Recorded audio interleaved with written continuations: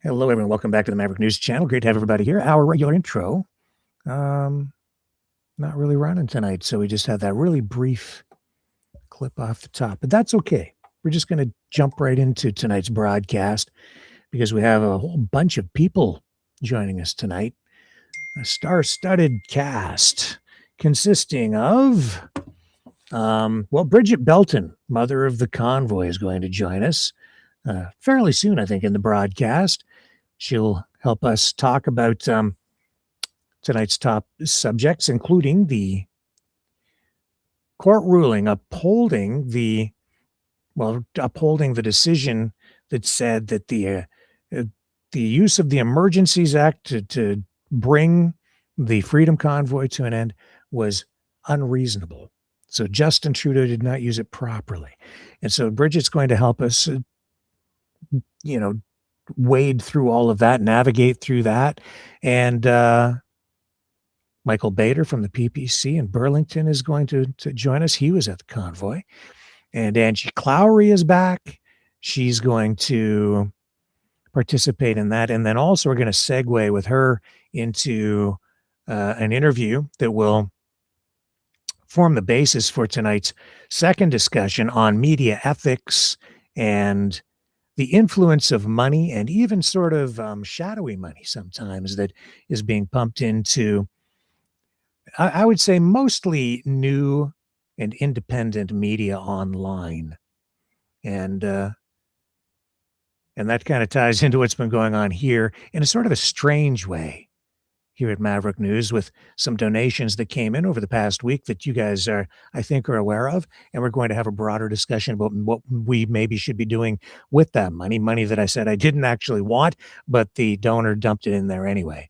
So we'll have a discussion about that, media ethics, influence over independent streamers. I think Mr. Bader might have some comments about that as well, because Maxime Bernier came out during the last election and said that a lot of these conservative influencers out there are being paid. Those were his words.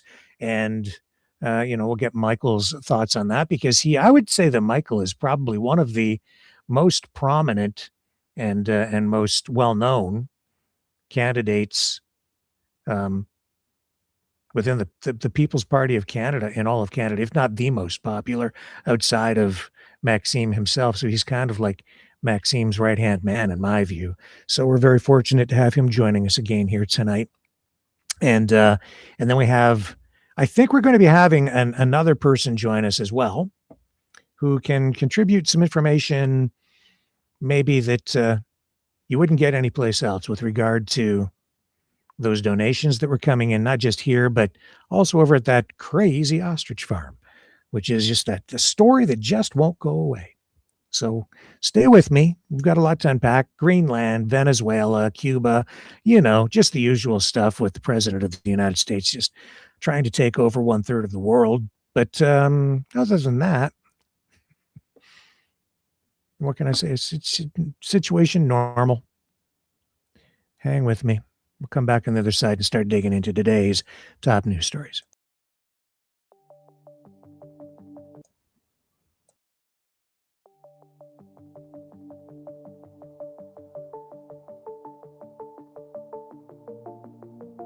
Greetings, brave Mavericks. Our quest for truth continues. We go beyond fake news. Together we expose propaganda. Together we pull others out of rabbit holes. We are maverick thinkers. We are all unique individuals, defenders of individual rights and freedoms, credible, trusted, grounded in reality. Maverick News, Maverick News.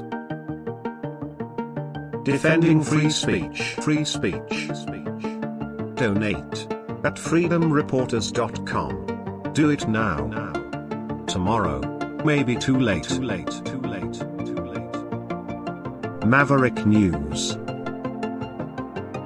The world is watching.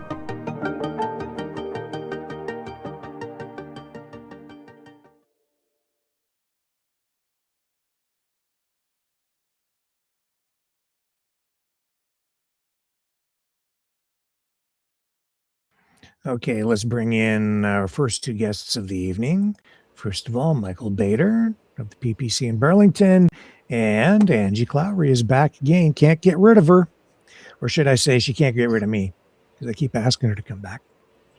So thank you for joining us again this evening, Angie.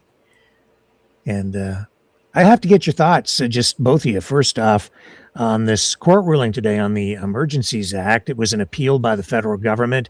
They were challenging an earlier decision that stated Justin Trudeau's use of the Emergencies Act has been or was unreasonable, is I think the accurate term. I'm hearing other phrases out there like unlawful or illegal, but I think the technical term, the proper legal term is unreasonable. And Michael, you were there at the Freedom Convoy. What's your take on this? What do you make of it? Well, the entire Freedom Convoy was the exact opposite of what you would experience on the ground. So a typical day would be you go out and you see bouncy castles, which really were there, and kids really were playing street hockey, and people were feeding homeless, cleaning up after themselves, shoveling. Like, it was just amazing. And then you would think that, a bunch of Islamic terrorists or some terrorists had just taken over Ottawa, and they were burning things and they had weapons, and it was just crazy. The feeling that you got there was unity, and it was love, and it was concern and conviction for the future of our children and for the future of our country. And it was one of the most, I never felt more Canadian than when I was there, meeting everybody from everywhere, from BC out to PEI, seeing the Albertan guy hug the Quebec guy. That was amazing.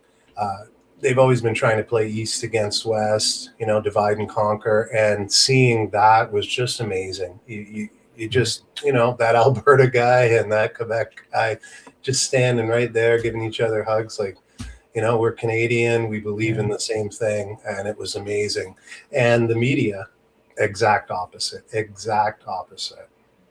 Yeah. So that was your experience there. And like so many others, grassroots people who showed up, and there were thousands of people just like you who were there experiencing that aspect of it. So let me just play this little clip of you at the Freedom Convoy before we go over to Angie. Hold it portrait mode. Hey, how you doing? Michael Bader, the Space Invader. Hey, this is my buddy Alex. He's Transplender on Twitter. Love this guy. You gotta check the rants out. Anytime I feel kind of, I just got this, and I listen to it, it makes me feel even more. Oh, that's very kind of you. Dude, you're capturing the real truth. Tell us about what you've been up to today. Walking around, came here for a few pancakes, see the Patriots, loving the PPC positive support. Every fifth truck is decked out in PPC gear, so we love it. We're positive supporters that have had the right answer from the beginning, and the truckers joined in on this, and they carried us to the finish line. They were the ones with the bravery. We love them. Everyone else just sat around and did nothing and waited for the next Orwellian dictate to drop, and the trucker said, no, let's end it now. So they're the true heroes of this, and PPC is just a support cast who wants to let them know there's a million people in Canada who are with you.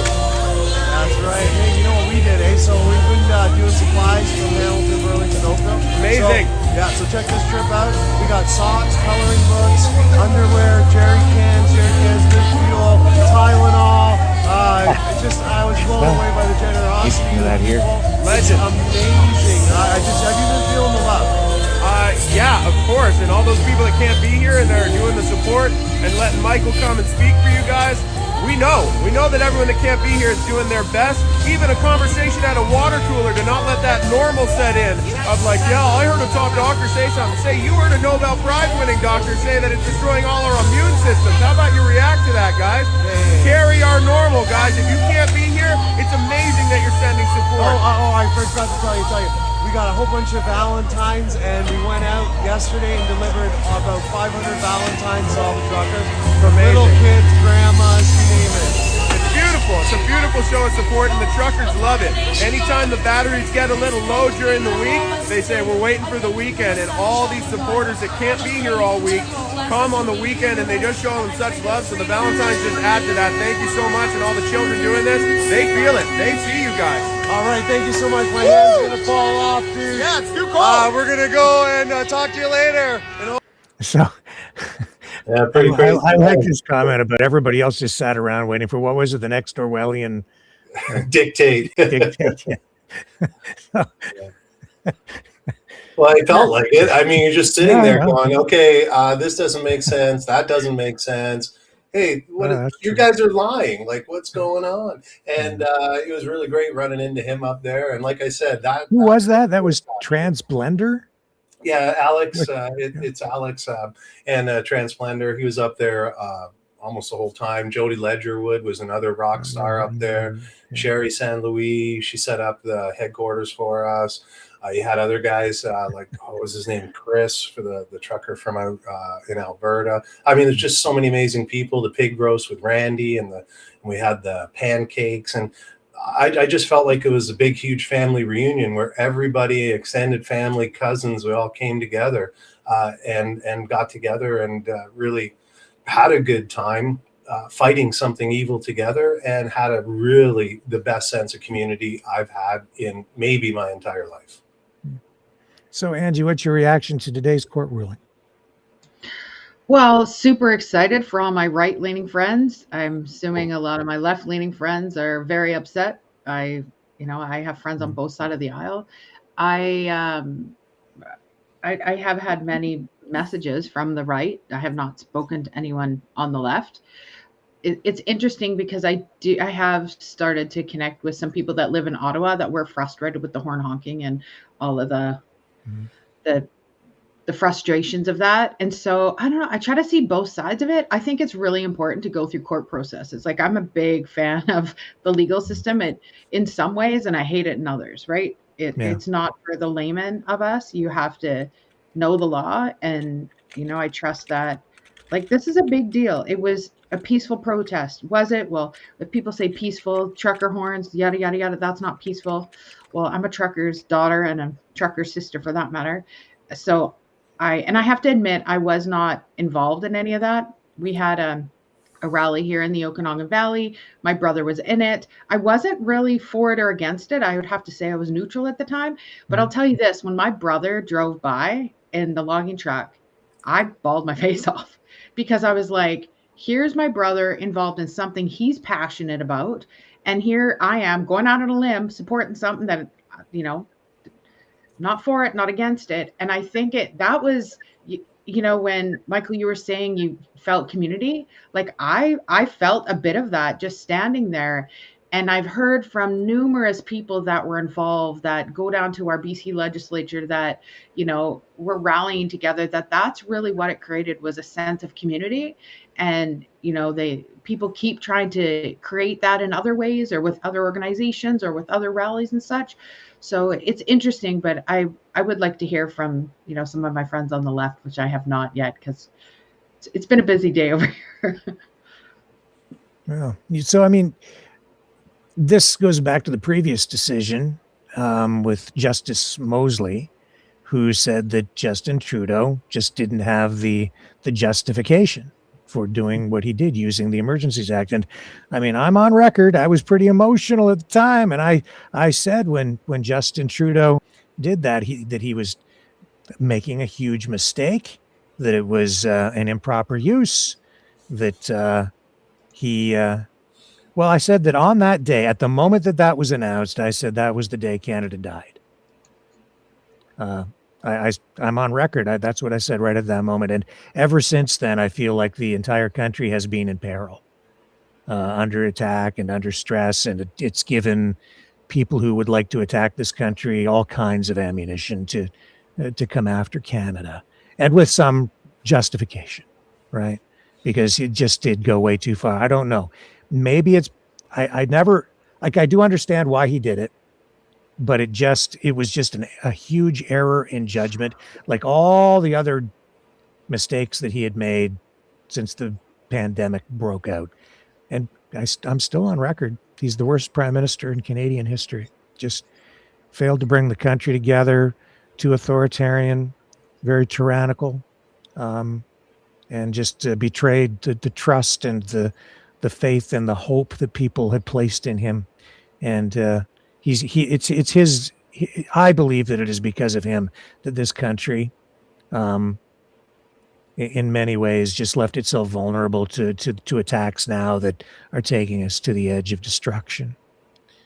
Am I going too far with all of that, or that's pretty freaking excessive, right? That's pretty extreme. No, just today, so just prior to the truckers, like as Angie was waving goodbye in BC, we had Calgary. I think it was bring back our freedoms. They were coming down, and we had Professor Panesi and Dr. Alexander, and a couple other gentlemen I can't remember at the moment. And at that time, you had this sense of rebellion building up. And the thing is, to go back to that story, Professor Panesi was there. I remember speaking with her. We can go. I don't think I gave you that clip, but everyone was excited to really get together with the Americans. We're trying to get the borders open. I live close to the border, and it's not uncommon for families to be on both sides of the border. And that was really great. But her comment caught me off guard, and I just wanted to bring it up, is she said she feels hollow. With all the emotion that she had, with all of the anger, the ups and downs. When that ruling came out today, she said she felt empty, which I don't know. I don't know if I could feel like that. But Rick, how do you feel that way? Like, here's Professor Panesi saying, hey, this ruling's making me feel a little bit, just have I been, I don't know the word for it, when you're, you've seen it so much that it doesn't affect you anymore. Desensitized. Numb, maybe. So for me, I feel vindication. Perhaps the question to you and to Angie would be, how do you feel about it? Like, was it an overwhelming, like, oh my gosh, thank you? Or was it like, yeah, like, why do we have to go through that? I don't know what those feelings are. So I put it out to you guys kind of, because I found her comment really interesting.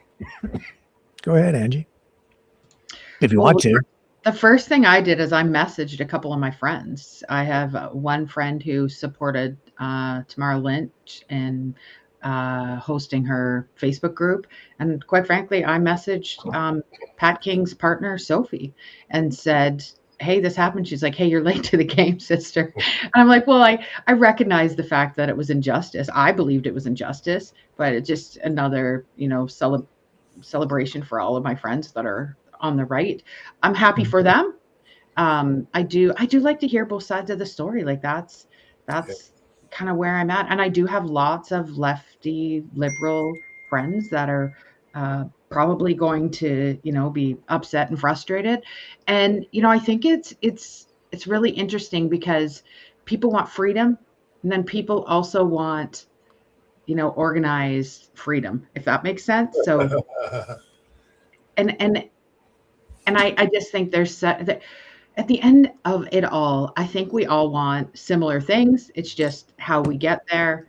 Some people think the convoy was a joke and it was horrendous and it was a misuse of a lot of things, and the organizers, some of them are still going through court cases and all that. And they're also battling within themselves, which I think lessens the value of it all as well. But there's some truth to be told there, and all the power to them to tell their story. So did I feel anything? Felt happy for a couple of my friends, honestly, and I messaged them. But like I said, I do have a couple of, quite staunch leftists that I haven't had conversations with yet. So I definitely will, probably over the weekend here. Mm-hmm. I didn't have really any kind of emotional response to it. I didn't know what to expect today. I just, there's time that has gone by since then, right? So it's, I'm not as emotional now, nearly as I was then. I was fit to be tied, honestly, because I've through my whole life I've been so dedicated to protecting freedom and freedom of speech and freedom of media. My whole life has revolved around that, from the time I was a kid right through my career as a journalist to today, right? It's been all about that. And so to have our own government in a country that is supposed to be a beacon of hope for the rest of the world to lock us down and force people to get vaccinated and take that choice away, that's really what just I found appalling. So I certainly understood the outpouring of frustration that that came forth in the express, you know, through the Freedom Convoy. And then when Trudeau, like I could just see where it was going, you know, like more than one thing can be true at the same time. And I think there were bad actors there, but the vast majority of people who showed up, grassroots for sure, just ordinary Canadians who wanted those mandates to end, wanted the lockdowns to end, and I think measures taken too to prevent it from ever happening again.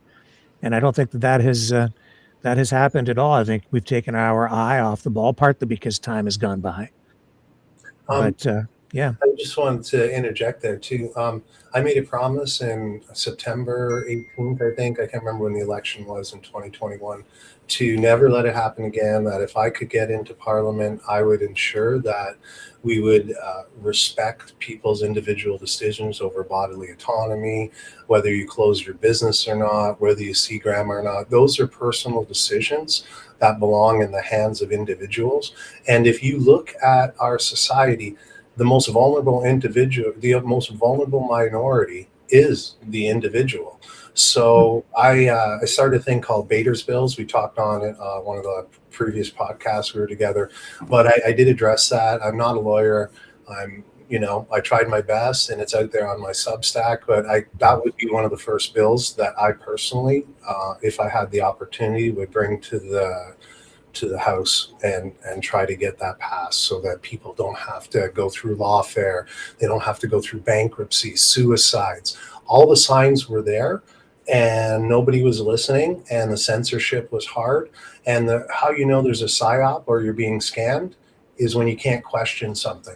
The second you can't question something, whether it's something from the right, the left, the center, this religion, that religion, as soon as you can't question something, it's a psyop, in my opinion, right? If you can't question it to say, hey, I want to see the data on, oh, no, you can't see for 75 years. That's a huge red flag. And I'd also like to bring attention to, I personally know some people that have lost some of their kids in suicide, made pleas to the government. That's why I was out there protesting. They tried to keep everybody alone so that you're at Christmas alone, stuff like that. Our riding made sure everybody had a chance. We had our little speakeasies, our get-togethers, and we made sure nobody's alone at Christmas. And I never, ever, ever, ever want to see that happen again. And because of the fact that it did happen, I would like to have legislature to protect those rights that just killed our economy, for one.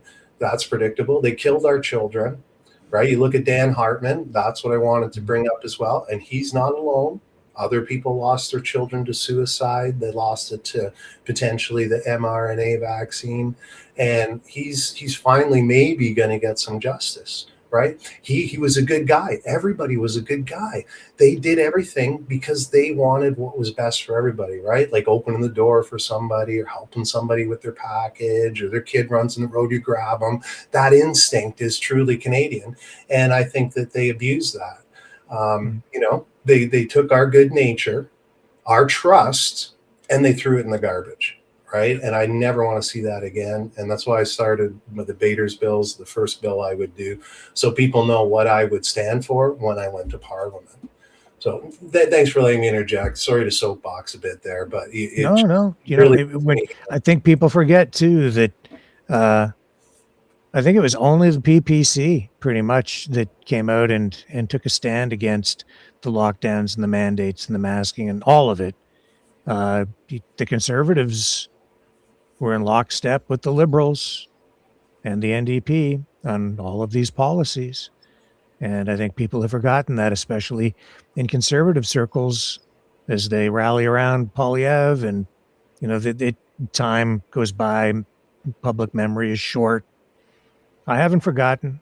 There's good and bad in everything that people do, but I haven't forgotten that. And I keep saying, as much as Doug Ford has done some good things in Ontario, I'll never forgive him for what the way he behaved during the pandemic. It's unforgivable. I'll never forgive him for that. I'm just curious, Angie. So you live in BC. You're probably near Kelowna or somewhere in the Okanagan Valley. Beautiful place. One of my podcasts with him was we got evacuated in 2023 trying to go to Kelowna. But like our guy was pretty bad. I guess maybe Quebec might have been even worse. But how was your experience? March 2020, now you're coming into the summer. We played baseball. They kind of let us play. They were more lenient. Hockey was different. Some neighbors were like, go away. And some were like, dude, what's going on? Like, we're neighbors. So how was your neighborhood and your friends, right? Because I have lefty friends too. And, there's a bit of a divide there from ours, right? But then I had guys that were just my best friends and it didn't matter. Right? It doesn't matter, man. It doesn't matter. And some were like, dude, I don't give a crap. Just, wear your mask, do this, do that. You're not allowed to come, take a test. How was your experience in BC? Well, it was interesting because I did not hug my dad for a year and a half because my dad, he was like older, 75 at the time. And so his rules were his rules. At Christmas time, the chairs were 6 feet apart in the man cave. So he really honored that. And then my mom was like, flip this, and my mom hugged us, right? So that's the dichotomies of really what happened. And also it's not even left and right. What is your personality type? Relationships are important to me. And so what I actually did, I changed careers by accident. I was in broadcast media sales at the time, and there still is a homeless population. That's a challenge here in Kelowna. So I started going downtown and volunteering and finding out like why this was happening, because I was super frustrated how many unhoused people we have in our community. And it was it was a change. Anyways, so what I ended up doing, I ended up volunteering. So I was interactive, and then I ended up getting a job in the unhoused sector. So for me, I didn't have I got all my needs met, so to speak. I was social, at this job.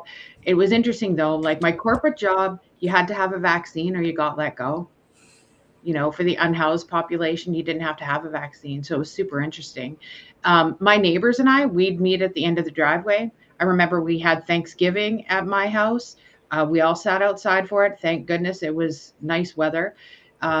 We all would make dates and we'd go to the Costco, as I call it, at, a certain time, and we all could party in Costco and Walmart together. Right. So, I think if you wanted to, and then, I had friends who had family members who died alone in the hospital. That hurts me. I also have very leftist friends that lost their parents, and they honor that because they really wanted to follow the rules and the mandates, and that's their thing. So you get it from both sides. Did you guys follow the arrows on the I'm a floor rule of the breaker. shopping center? The people would scream at me. Oh yeah, 100%. You're going the wrong way. They're still there. You go into some stores and they're still there. Really great stickers, whoever invested in some of those. But yeah, I think it comes from all sides. I would never allow one of my family members to pass away alone though. Like I'll follow the rules to a certain extent. Whatever you want to do, I honor that. I also had, I emceed a wedding that we're only allowed to have, I think, 30 people here in the Okanagan. There was way more than 30 there, so I did leave early. I shall say that, but I was like, wow, if this comes down. So there's all sorts of different rules and regulations, and people were just like, flip this, I'm not following it. And other people followed it to a T. So, it's, I think it goes back to my body, my choice. Whatever your choice is, I'll honor that. If you, that said, some people think I sound like a mega maple or whatever you want to call it, mega maple. I wear a mask at work because when you got the norovirus and other viruses coming on, flip that, I'm wearing a mask. So I'm not too proud to tell you, I've wore a mask, I think 3 or 4 days this week. So it just all depends. It takes all different kinds.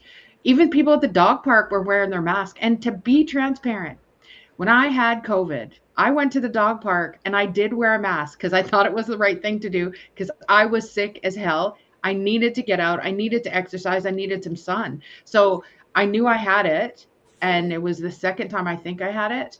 And the first time I was in bed for a whole entire week and I couldn't function. Second time I was like, not again. He was doing the 10,000 UI of vitamin D, had all the little tricks of the trade, and got out and exercise. And yeah, I have another story, but I'm not sure if I should tell it. Yeah. Okay, We'll get to know each other more. I'll be along from that one. Tell your story. I want to hear it. Do it. I had international students. I've had them for 16 years. And I had a student from Wuhan, China arrive They still haven't graduated? December Holy 28th, 2019. That's where my student came from, China. And Wow. so that happened the 28th of December. I have a New Year's open house for all my family and friends. I was sick as a dog, like the 10th, 11th, and 12th. Couldn't get out of my bed. I was so sick. I remember the only time I was ever that sick was the 2008 swine flu or something. Everyone else was out for like a month on my streets, like whoever got it and stuff. I was out 3 days solid, slept, drank. My wife at the time just got me water, the odd aspirin, and it was awful. But for COVID, I was kind of more of a rebel. I didn't wear a mask. I hugged people. I organized rallies and made sure people came over for a karaoke or a potluck. I just wanted to make sure that everyone felt connected, because it seems, like if you were going to purposely disconnect people, this is how you would do it, right? Like, and that part there, I remember getting in trouble a few times, not wearing my mask, and some people not caring, and Costco trying to assault me while I was there with my dad. And it's like, I tore my card up. I haven't shopped at Costco since then. I dropped all my Home Depot stocks when they were sniffing about having a vaccine passport to go pick up electronics or some wood to finish your basement. I was very emotional and very like, no. To me personally, I don't trust the government, zero. I was brought up to not trust them, but to not give them the benefit of the doubt, listen, look through the lies and sort the truth, and then make a decision. Now it's almost like literally, if they say don't eat meat, I eat meat.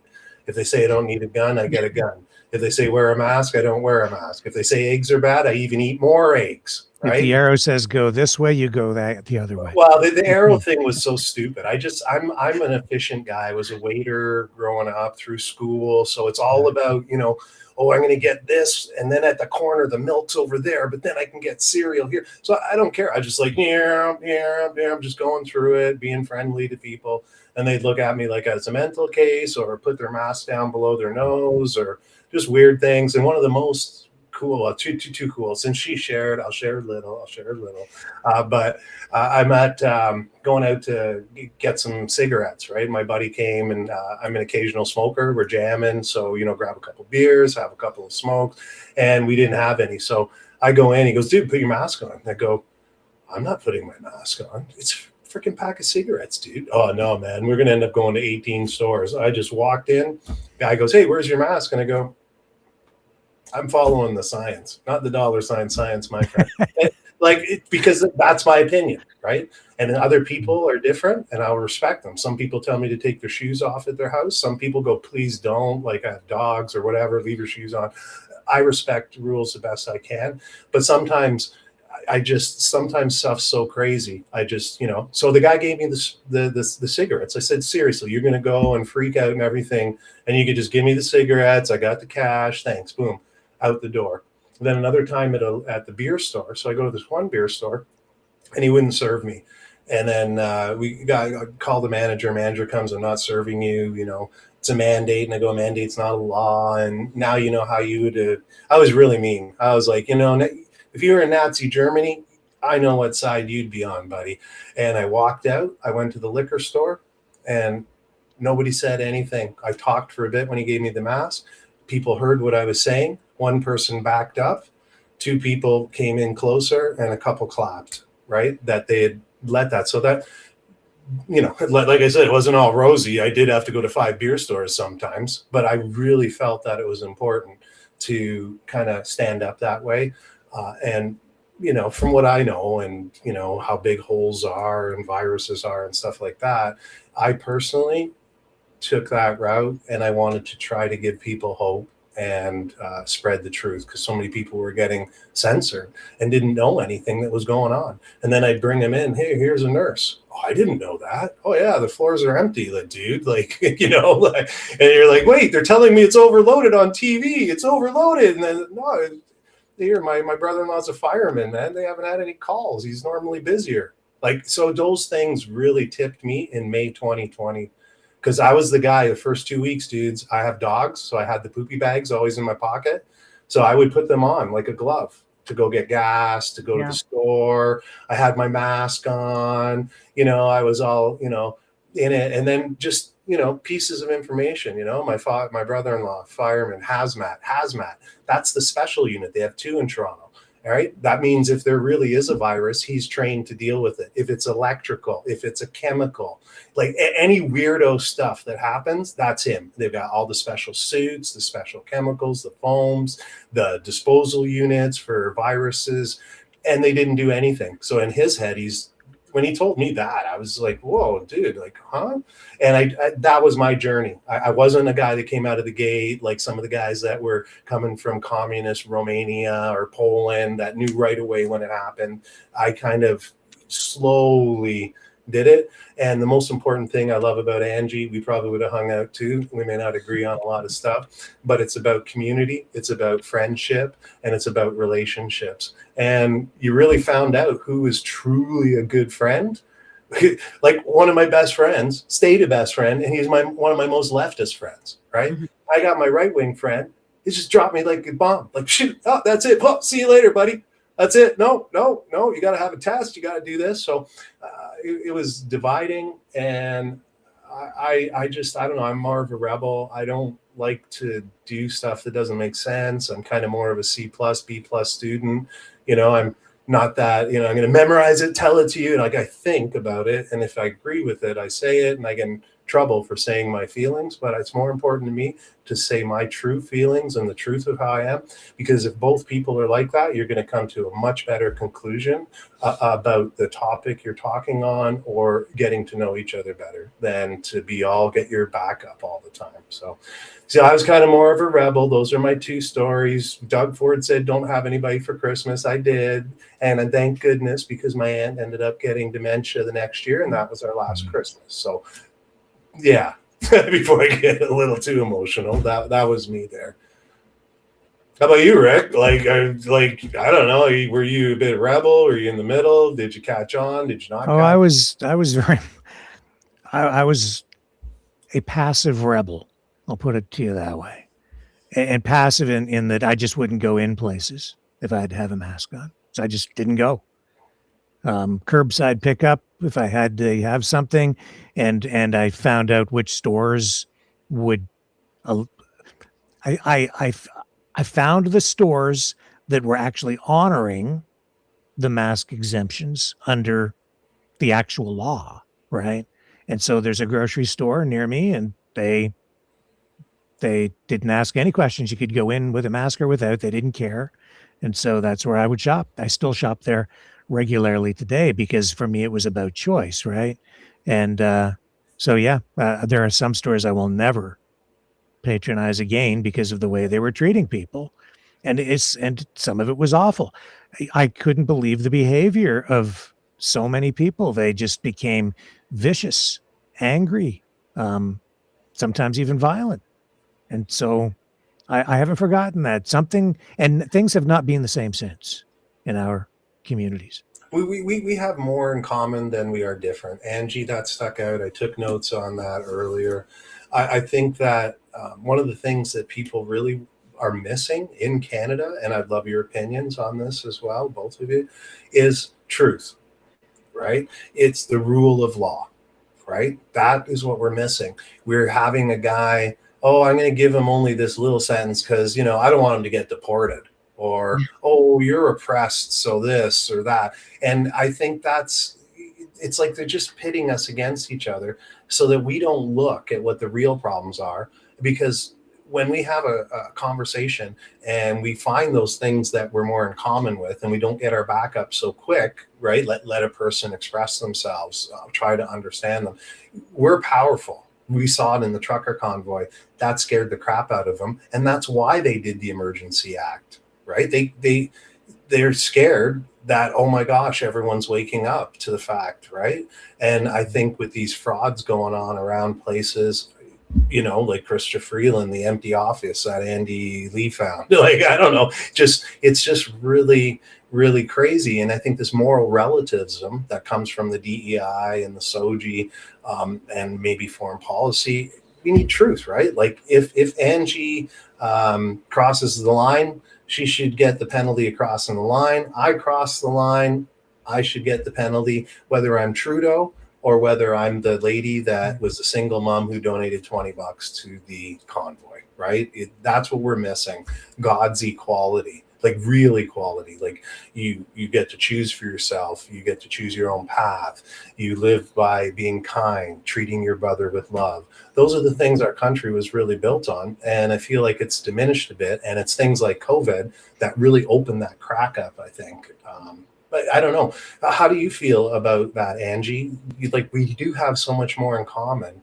And you said it's personality types. Could you elaborate just a little bit more? Because I think I know what you're talking about. Yeah, if you've ever done color dimensions, so I am a blue. So I mean, relationships are important. If someone is struggling, or I see I've stopped on the side of the road to help a person that's fall over, or someone struggling with addiction, and I will be late for work or an appointment to help someone who I think is going to be harmed. That's my personality type. My second is expressive personality.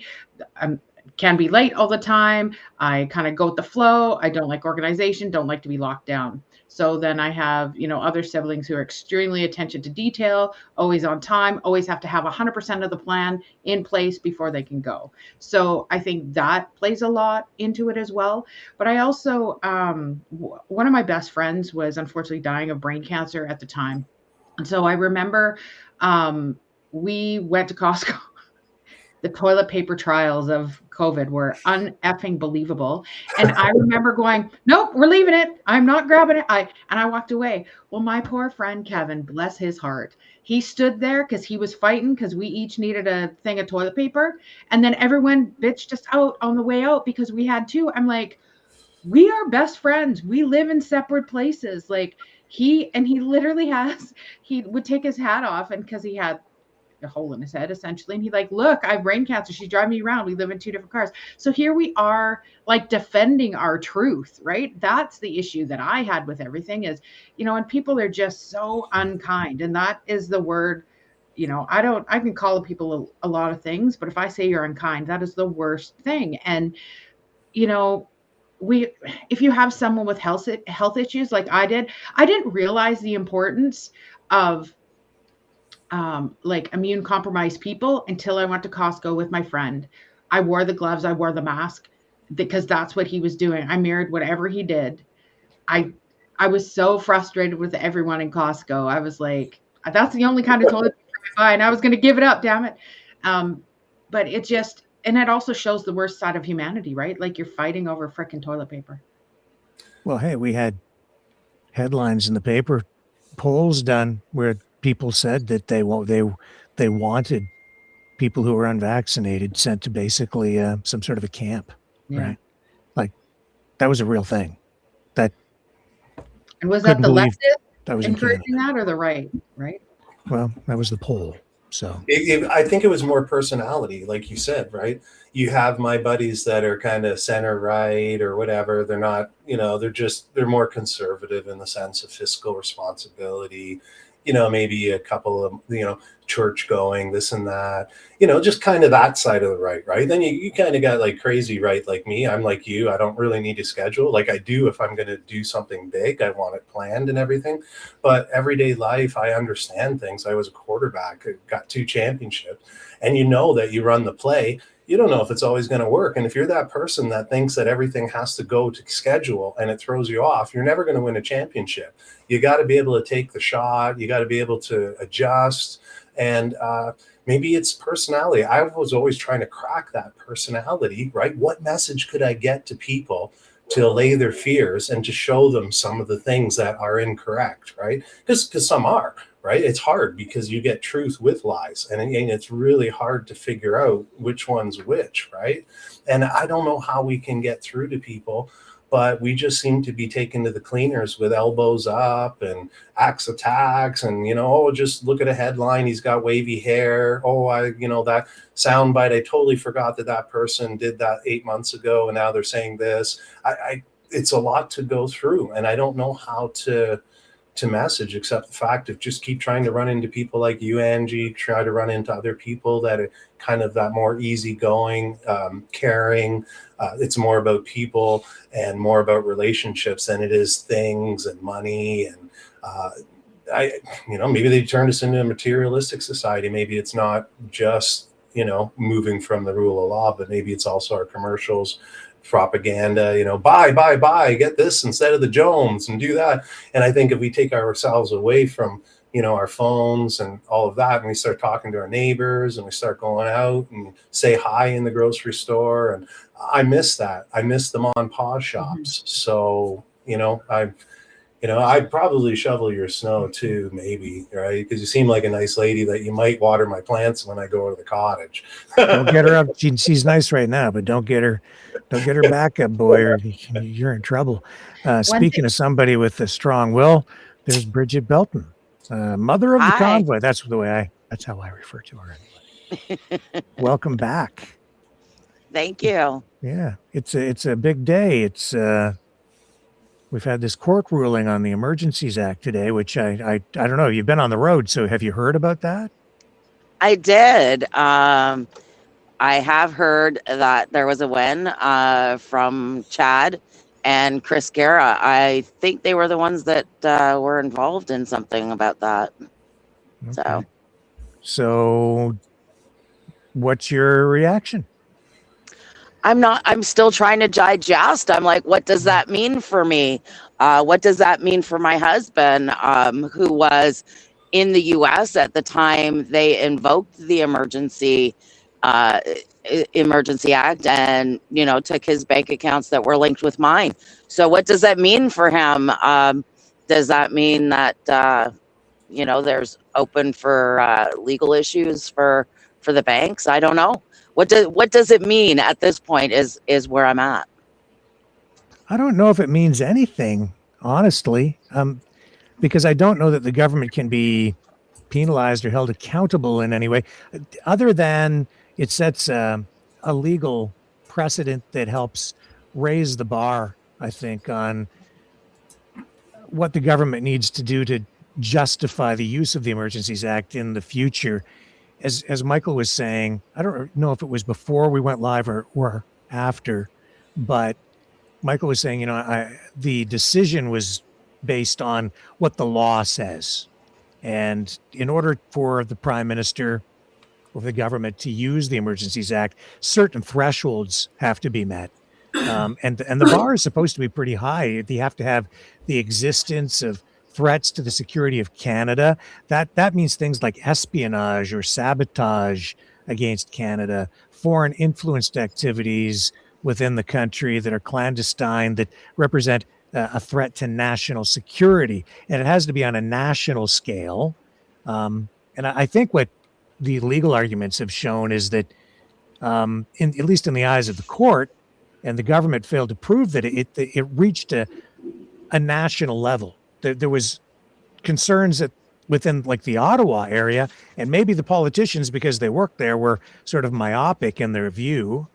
And then maybe in their minds, it reached a national level because you had these other protests going on in a few other places too.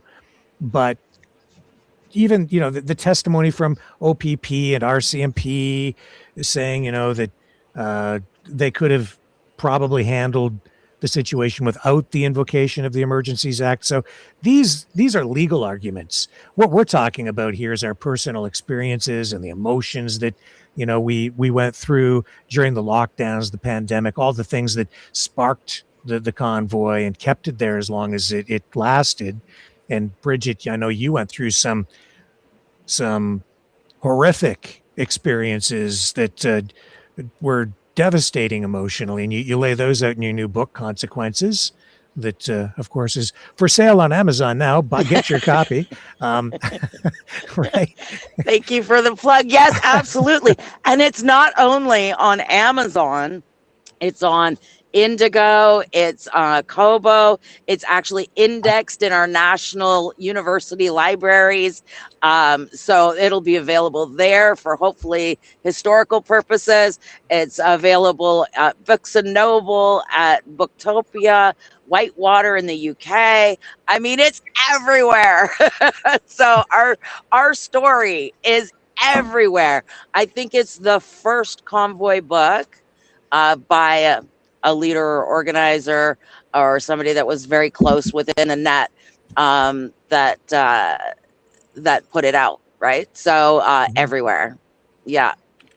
Yeah, you were telling me a couple of days ago that it's translated into a whole bunch of languages. How many? Do you know?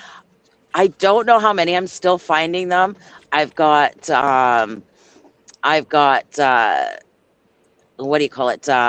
Korean, Japanese, Chinese, Spanish, French, English, so far. So that's like 6 different languages.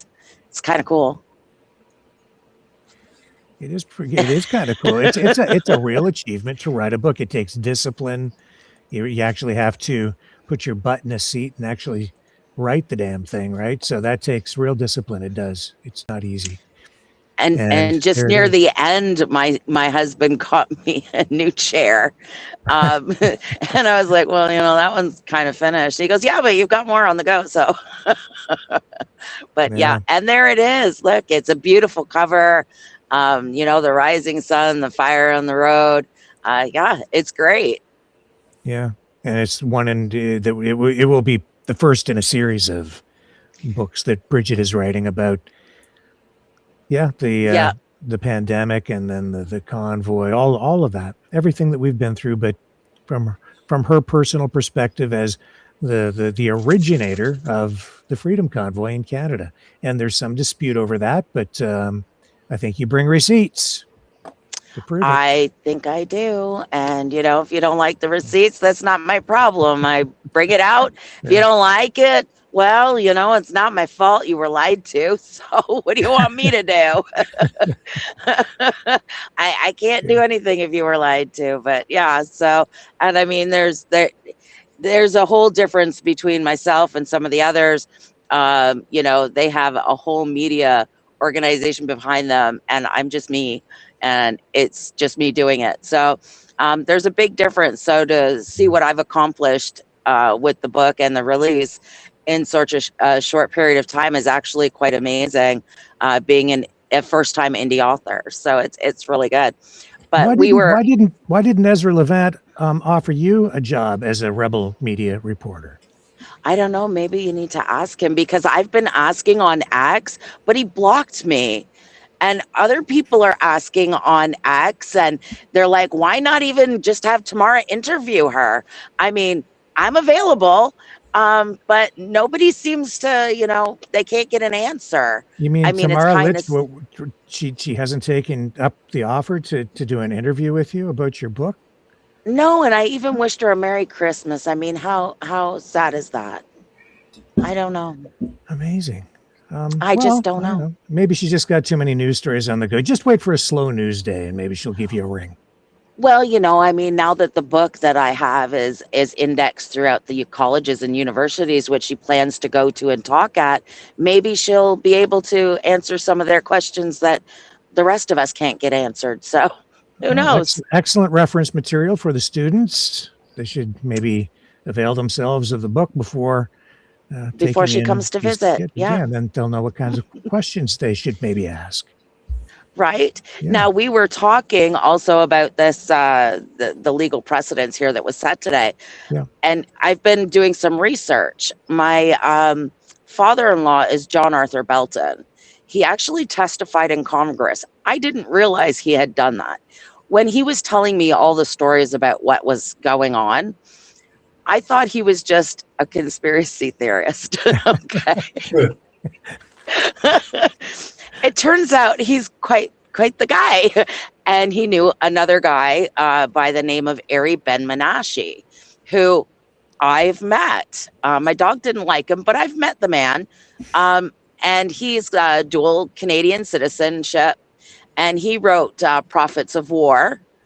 And the two of them were part of a congressional hearing to talk about exactly what happened to the Freedom Convoy.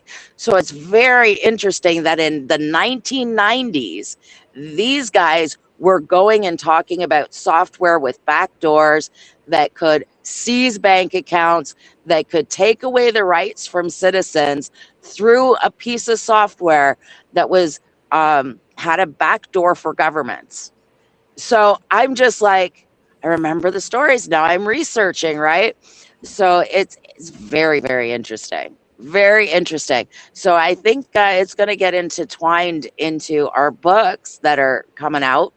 All this information about the Promise software and the Bromley report. It also dealt with the October issues. I think it's called October Surprise by most of us, right? So, but they were working on that in the 1990s and warning us with US Congress of the dangers of that kind of software. So FinTrack would also fall into that because it has the ability to crush us in a moment. Well, FinTrack is really something that they're supposed to use for international drug dealers and as a tool in times of war or national security issues, things like that. But you know what? Did you see the interview that you must have that Pat King did with Chad Arrows? The first one I saw, the second Yeah. one I haven't seen yet. Yeah, I have seen a little bit of the second one, but what really stuck out for me was, and if you want to get to the truth of these matters, if you want to get a gangster, you do what the cops did with Al Capone. You go talk to the accountant, right? So yeah, always. right. And that's so Pat King was interviewing Chad Arrows, who was the accountant for the Freedom Convoy. And I'll cut to the chase here. Everybody thinks that it's the reason all the bank accounts got locked down or frozen was just because the government was evil and decided to do it. But there had to be a catalyst for it. And the catalyst was that even though Chad Arrows advised the lawyers like Jeffrey Rath, Keith Wilson, and others, and he said the donations coming in should not be put into any personal bank accounts. And he warned them and warned them and warned them. And then they went and did it anyway. And they put $1 million into Tamara Litch's personal bank account. And because of that, the government didn't do anything at that point. There are just automatic safety mechanisms that are triggered within the banking system. And the banks are then obligated to freeze the account and then launch an investigation to determine what's going on in order to protect the people who donated the money and to protect the public, because they're like, this is very unusual and this shouldn't be happening. It's coming from a corporate entity that is accepting millions of dollars in donations and is going into a personal bank account. That is highly inappropriate. And that triggers fraud warnings, fraud flags, whether it is fraud or not. They are obligated to lock those accounts down. And then that triggered a series of bank accounts being frozen after that. And then I think that gave the government justification to go even further and start locking down accounts on people that, clearly didn't deserve to have their bank accounts frozen. And I think you know a little bit about that. Well, I do. I mean, my husband was away and working in the U.S. and his account was frozen. Our joint household account was frozen. His business account was frozen. I have 2 fraud alerts that were attached to my account. One was on the 17th of February, and the other one, it was reissued again on the 21st. My husband just found the letter because we've been working on that today. The letter that came from Scotiabank said that you are overdrawn by $100,000. So when he went and called the bank, they said, well, if you want to put in $100,000 into the account, we'll release the funds. Sorry, guys. Mac decides he wants attention. Is he a freedom dog like my dog? He loves freedom. He wants to be outside at -14. I'm like, you're crazy. I should have got a Chihuahua, not a Husky, because there he is. Yeah. So, but I mean, that opens a whole new thing. Like, that's almost like extortion. If you want, you must put in $100,000 in order for us to release the funds. Oh, we're truckers. Where are we getting $100,000? Come on now. Yeah, and that was terrible because people couldn't live, for crying out loud. And right. You know, I think the idea was to get people to move on, like leave Ottawa, but it went beyond that and stretched on, and it made it very difficult for a lot of people. And well, we saw the result, right? Yeah. So, I mean, you've got all that and everything the government put together. It was kind of silly. We're going to take driver's licenses. Well, how do they drive the big trucks out of Ottawa if they have no driver's license? Exactly. We're going to take their insurance. Okay, so now if they get into an accident, whose fault is it? The government's? Because the driver has no insurance. You took it. We're going to take the running authority. Well, that means you can't move a truck. I mean, like, it was like, are these people for real? Are these the decisions they're making? Because they're like really bad, you know. So it makes you wonder how they've come up with the grand plan to kill us all. Like, how did they come up with something so complex and yet they can't get that right? Well, I mean, they're taking the fuel too. Well, trucks don't move if they don't have fuel. So, I mean, like, it's like really simple stuff that 90% of Canadians that aren't elected would know. You know, I'd say let's take out the kindergarten kids and, you know, maybe the public school kids, but most everybody else knows you need fuel to move a car. Well, so what do you think the decision today means in the long run? I mean, we're looking at a possible, and I think even a likely appeal all the way to the Supreme Court. Whether it is heard at that level, who knows? Very, very few cases are actually heard at the Supreme Court level. Do you think it'll get that far? And in the meantime, I think in the meantime, I think we're going to see a whole bunch of lawsuits start against the banking divisions. I mean, I was doing research while driving today, and it is possible that my husband might have a really good case against Scotiabank. He wasn't there. They tried to, you know, hold his account for ransom. His information was released. And we just found out in September about Dean Pierce, who was Scotiabank's IT director or manager, and he's linked to convoytraders.com. And apparently he's leaked all the information. So that now becomes a government operation, not just a bank being put in a position of following what the government's requested. They've actually participated in anti-protest. So I think it's gonna, you know, gonna spark a whole bunch of lawsuits. Yeah. Well, you're sitting over there awful quiet, Angie. Well, I was going to ask, like, pleasure to meet you, Bridget. Hi. I've seen you chat with Pat, I think in the last month. Do we think, like, if the government would just, hey, come and have a conversation instead of being chickens? Like, I realize it's a large group of people, but, you know, I just think communicate. We were talking about relationship earlier. Like, isn't that the key? To come down, have a conversation. We were talking about how we have lefties and righties and different personalities, and some people honor the restrictions and the COVID, wear a mask and don't be 6 feet apart, and other people chose not to. But I just think if the government just came and have a conversation, and it was the PPC and the Conservatives that did come down from my watching the news point of view, I just think things would have been better. Like it just would have been different. I think relationships are important, and the government crapped the bed on that. And they should have came down, had conversations, and talked about next steps. Well, I mean, I can see somebody like Trudeau not wanting to be with a bunch of truckers in a room. I get Especially it. when they're flying big flags out front that say F Trudeau, and there are effigies of him hanging from a. Okay, but that wasn't the truckers. That was like normal people. that wasn't the psycho truckers. Okay, the truckers are in a class of their own.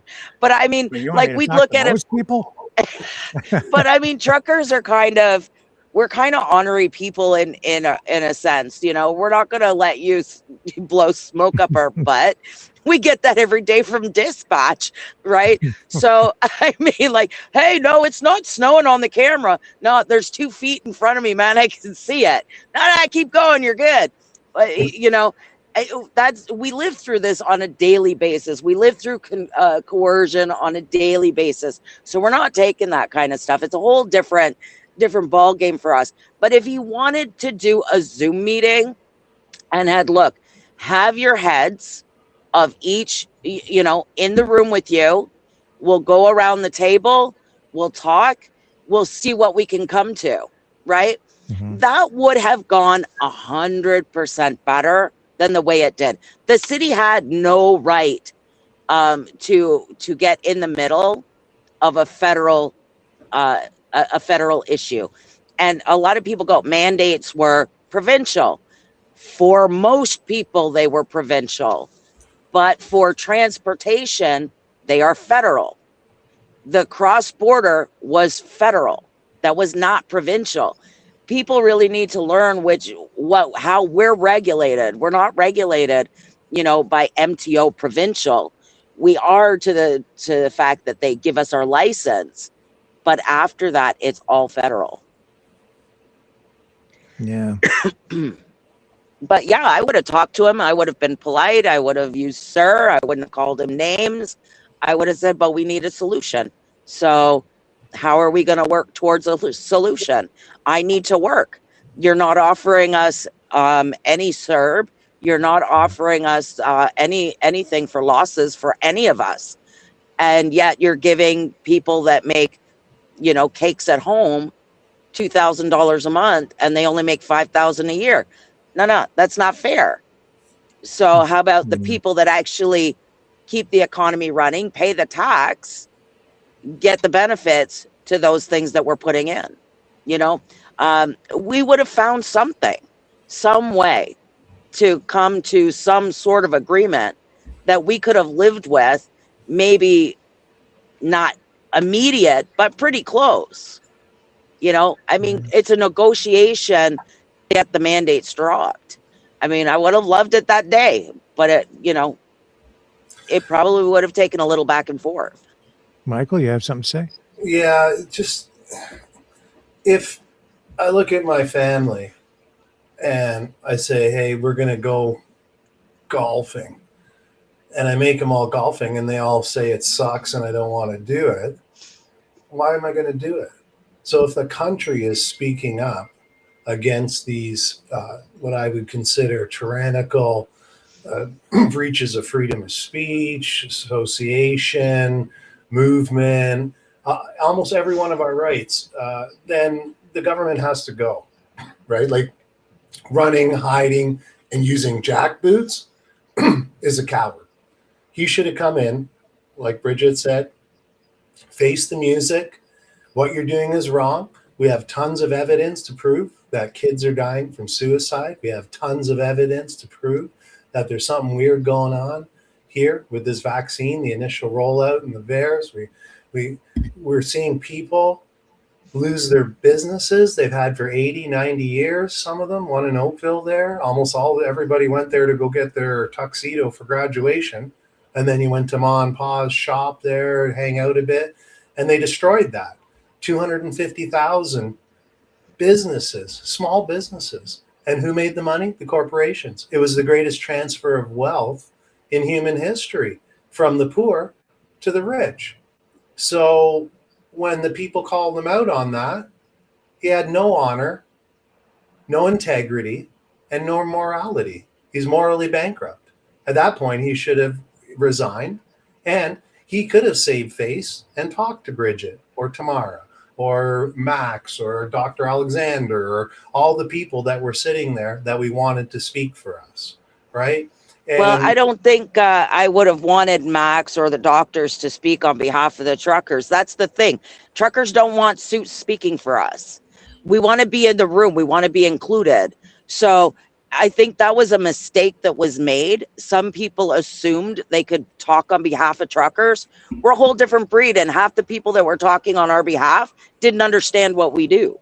So, but go ahead. I didn't mean to interrupt. Yeah, no. I get that. There's no doubt that the truckers should be there because they're the guys that are the backbone, right? There's so many people that wanted to do something but didn't. They didn't have the guts, right? They didn't have the guts. They didn't have forward. There's some crazy guys like me going out and protesting, but I mean, it just maybe raised some awareness. But when those trucks started rolling and we started to get things together, I was amazed. So I'm from the Burlington area, around in between Hamilton and Toronto, kind of Mississauga, Oakville, Burlington, that lake. And and I'm responsible for Burlington, and I live in Oakville. So we ended up having ports, and Hamilton was amazing. In Niagara, we ended up using Hamilton as a depot, right? So we would collect at various points. East Burlington, I did the spot in Oakville. Another person did West Burlington. And we had these 3 spots. We go on the Saturday, the guys in Hamilton, they drive it up. Then on the third weekend, it was us. So at the table, you'd probably want to have the doctors that spoke up for the parents. You want the truckers that said, okay, that's it. We're the army. We're in. We need a seat at the table. Put our general there. Oh, this is our scientist. Let's put the scientist there. Here's the politics of it. Here's the legal of it. Let's work something out. And I loved, I just love sitting in the tents with the fire, sitting with a guy from PEI, a guy from Quebec, and a guy from Alberta up in North Calgary there, and just having a smoke and talking and the peace. And I don't know, I just love sitting on that milk crate out there. It wasn't that cold that night. It was only maybe -5 or so. Because the other night when he showed the clip there, you weren't here. My hand froze off. That day it was so cold. It was insane. But I just love the spirit. And it was also, there was parents there. Like I ended up bringing up the third week, the Valentine's. So I collect all these Valentines, and I said, I don't care if you have money or not. Write it on a piece of paper, put an envelope, I'm delivering it. Right? I'm going to hand them randomly. So Chris, I think, oh my gosh, I'm getting his name wrong. He was one of the gentlemen from Calgary. And I was told to go to him, right? Like he was just ops, right? Like dispatches Hamilton, they're in control. There's 3 sites. They're going to tell me what to do when I get there. They told me to go see this guy from Calgary. He says, everyone's been so kind to us, but did you know there's families in vans with their kids freezing with us, standing with us? There's a single guy in a Honda Civic over there. There's another mom over there with her single moms. There was all these people, and he said, please take this and go down these particular places and look for those people. That's the heart of the truckers, right? They give a shit about stuff. It might seem rough or this or that, but at the end of the day, I'd rather have a trucker have my back than some slick suit in Bay Street. Just saying, I want that guy instead. And I'm so proud of you. Hello, I'm a girl. My wife gives me trouble about that all the time. It's a compliment. It's a compliment, right? But just the heart and the soul of that event, and it was created because you gave people guts, right? There's people like maybe archers, like, oh yeah, I'm going to poke away at my city hall a bit. I'm just an archer. Then came in the big guys with the big double-handed swords. They had the shields, and we just went with them, and we were your support, and you were our leaders. And that, to me, that's why I felt the most Canadian I've ever felt in my entire life.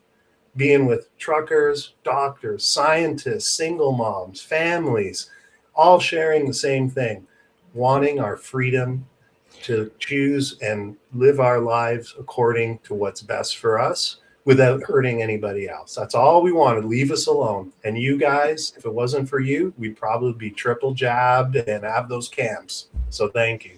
So can I ask You're you a welcome. question, Michael, and everybody? What's going on in the States right now with these protests, ICE? You see people being beaten in the streets. We've seen at least one person killed. People have differing views on what the circumstances are surrounding that, and, different perspectives. I think ICE agents have now shot 11 people protesting. So when I look at what happened in Canada, the Freedom Convoy, nobody was killed. Nobody was shot with like bullets that could have killed them. I think there were rubber bullets used, but nobody was shot with like live munitions that were lethal rounds. So people here in Canada, especially in the freedom movement or whatever you call it these days, they're up in arms and appalled at what happened in Ottawa, and yet I see the same people cheering for what's going on the streets in various cities in the U.S. And I just want your thoughts. Is there a difference, or what do you think? If I may, yeah, it's about, you look at the Antifa in Montreal, smashing things, wrecking things, being annoying, bugging, wrecking properties. Just okay, but I want to. That's Montreal. Right. I'm getting there. So okay, you have that, right? Yeah. And you have the double standard, where Bridget, I don't know, did you play some street hockey? We're a little big for the bouncy castle, but we weren't tearing down statues, doing anything. We weren't blocking a law. We were defending our rights under the Charter of Rights. Now, when you have criminals are treated different. We were treated like criminals when we didn't deserve to be treated like criminals. If you enter the country illegally, or you're a drug dealer, or you go and rape somebody, that's not the same as the truckers. Trust me. We were playing street hockey there, flipping pancakes. But you're passing judgment on how, whether there's virtue in protesting for this or that. Is this a worthy thing to protest for? When in my view, people have the right to protest. You might not agree with this on this issue or that issue, but they're out in the streets protesting. It's a political thing, and the government in the Trump has this paramilitary force out there, and they've shot citizens with live ammunition, wounding them and killing one person. Now, you're blown away by it. Well, let me tell you, when you obstruct justice is different than when you are standing up for justice, right? I'm not like, if I go to the States and my visa, I had a TN visa, if it expired and I stayed there, I'm deported, right? Yeah. And that's the law. I need to leave, right? I'm illegally there. Right now, I am a criminal. I am not a citizen protesting my rights under the Charter of Rights. I see a distinction between those two things, just like I do Antifa, destroying things. We didn't do that. But Michael, like, not everybody being shot is an illegal immigrant. We're talking about just U.S. citizens who have a view on an issue, and they've been shot. Well, if you're talking about the not lady, arrested, shot. If you're talking about the lady that lost her life, well, they've now shot 11 people. Well, 11 people shot in the streets. Well, okay, so one guy, I only know two stories. I know the lady that tried to run the guy over. You see the body cam, you see the guy get run over. They didn't Yeah. show that, and they get all the hype and the clickbait going, right? Mm. Then the second one, my understanding was a guy shooting his AR-15 and pointed it and took 2 shots at an off-duty ICE officer. And it's lucky he missed. Otherwise, the ICE officer would be dead, right? So there's a difference between that and standing there peacefully singing songs, right? Like, there's a difference. You guys got an AR. She's trying to run over somebody. You're obstructing the law, the justice. We're standing up for our rights. So that I see a difference. Perhaps the ladies would like to chime in too, but I do see a distinct difference between the two. Well, the only thing I can chime in about, really honestly, is that I travel across the US all the time, and everybody keeps saying that there's all this going on. I'm in truck stops with foreigners every night. I see no ICE. I'm in warehouses that produce food. I don't see ICE in there, and everywhere I go, there's immigrants from somewhere else, whether they're legal or otherwise. They're there processing the food, right? So everywhere I go, I don't see ICE. I don't know if all this ICE stuff is going on, or is it being exaggerated for us? I don't know. I mean, it would be really nice to have, people that have expired visas out of trucking and out of Canada. We have, was that, 500,000 that are supposed to be gone? Well, 2 million. 2 million. 2 million. Okay, that number's up. Yeah. And so what are we going to do, right? I'm not going to defend it. I have a great idea. What's yours? Okay, so we rent the Skydome. We bring in a food bank, and on the back side, we have buses going to the airport. I'm just saying. If your visa's expired, we just walk out the back door. Well, but that's not happening, right? What you have is one side sensationalizing something, which you're driving there, you don't see it. Doesn't mean it doesn't happen, but it doesn't mean it is happening, right? We don't know. You're an anecdotal thing, just like me when I go to Queen's Park and talk to a nurse, or my father or my brother-in-law who's a hazmat fireman during COVID, right? Like, it's anecdotal, right? But I just came out of Minnesota, bud. Well, if you're in Minnesota, maybe it's got more weight to it. But I'm Rick. I'm in favor of deporting illegals and expired visas and people that ran over the border. I'm for stronger borders. I want to just shut the tap off, send everybody home. I want to be able to get our house in order. I want that nine-year-old who died in Brant Hospital in Burlington because he had to wait 9-10 hours. I want him to be able to get looked at like us before mass immigration, when I could go in and that child would be seen in 2 hours, right? I want that Canada back. And a lot of that is an overstressed situation with immigration. It stresses out your seats in your school, your hospital beds, your finances, your housing, your cost of living, and they do U-turns on the frickin' highway and do dumb shit. We need people that know how to drive, in my opinion. I don't know. You're a trucker. You see this stuff way more than I do, but I'm seeing a lot of clips like that Florida one and other ones that I never saw. And I used to drive back and forth to Ottawa when I went to Carleton University, back forth, like from Mississauga, which is next to Toronto, back forth. I always trusted the truck driver, especially in a snowstorm. I'd follow him. Follow us. We know what we're doing most of the time.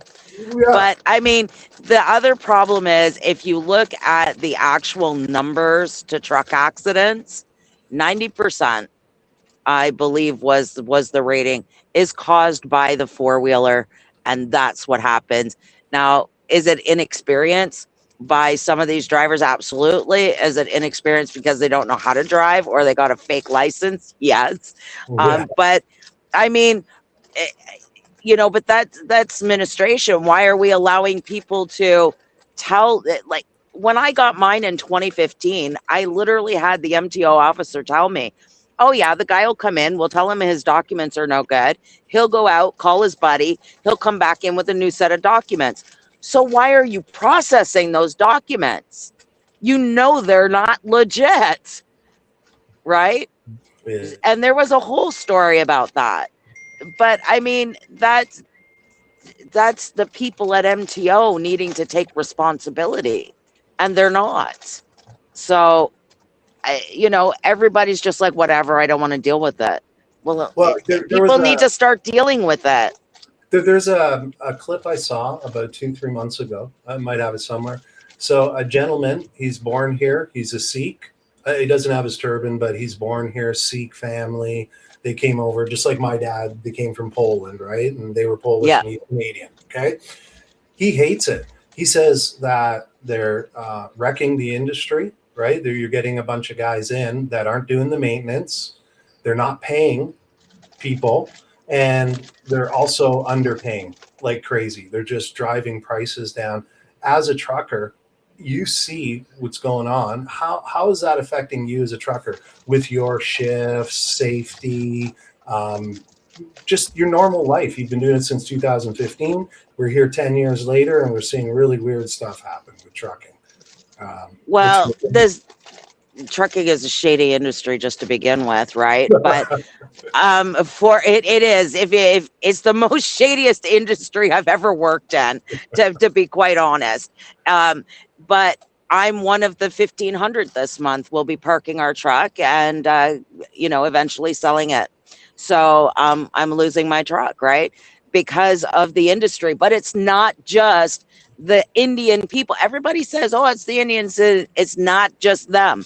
It is everything that the government has done to us. Deregulation, brought in brokers. Brokers are scammers. Why do we, nobody asks these questions. Why do we allow some guy in Croatia to know where our truck full of hazmat chemicals are going through your city center? Why do we allow some other person from another country to know where our hazardous material on a truck are? Why?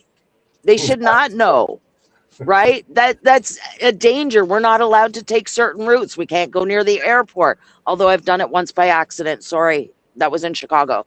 I mean, you're not allowed to go through schools. Car wouldn't let me over for the off-ramp. But I mean, we're not supposed to be in these areas for a reason, but we can drive through like the GTA with these on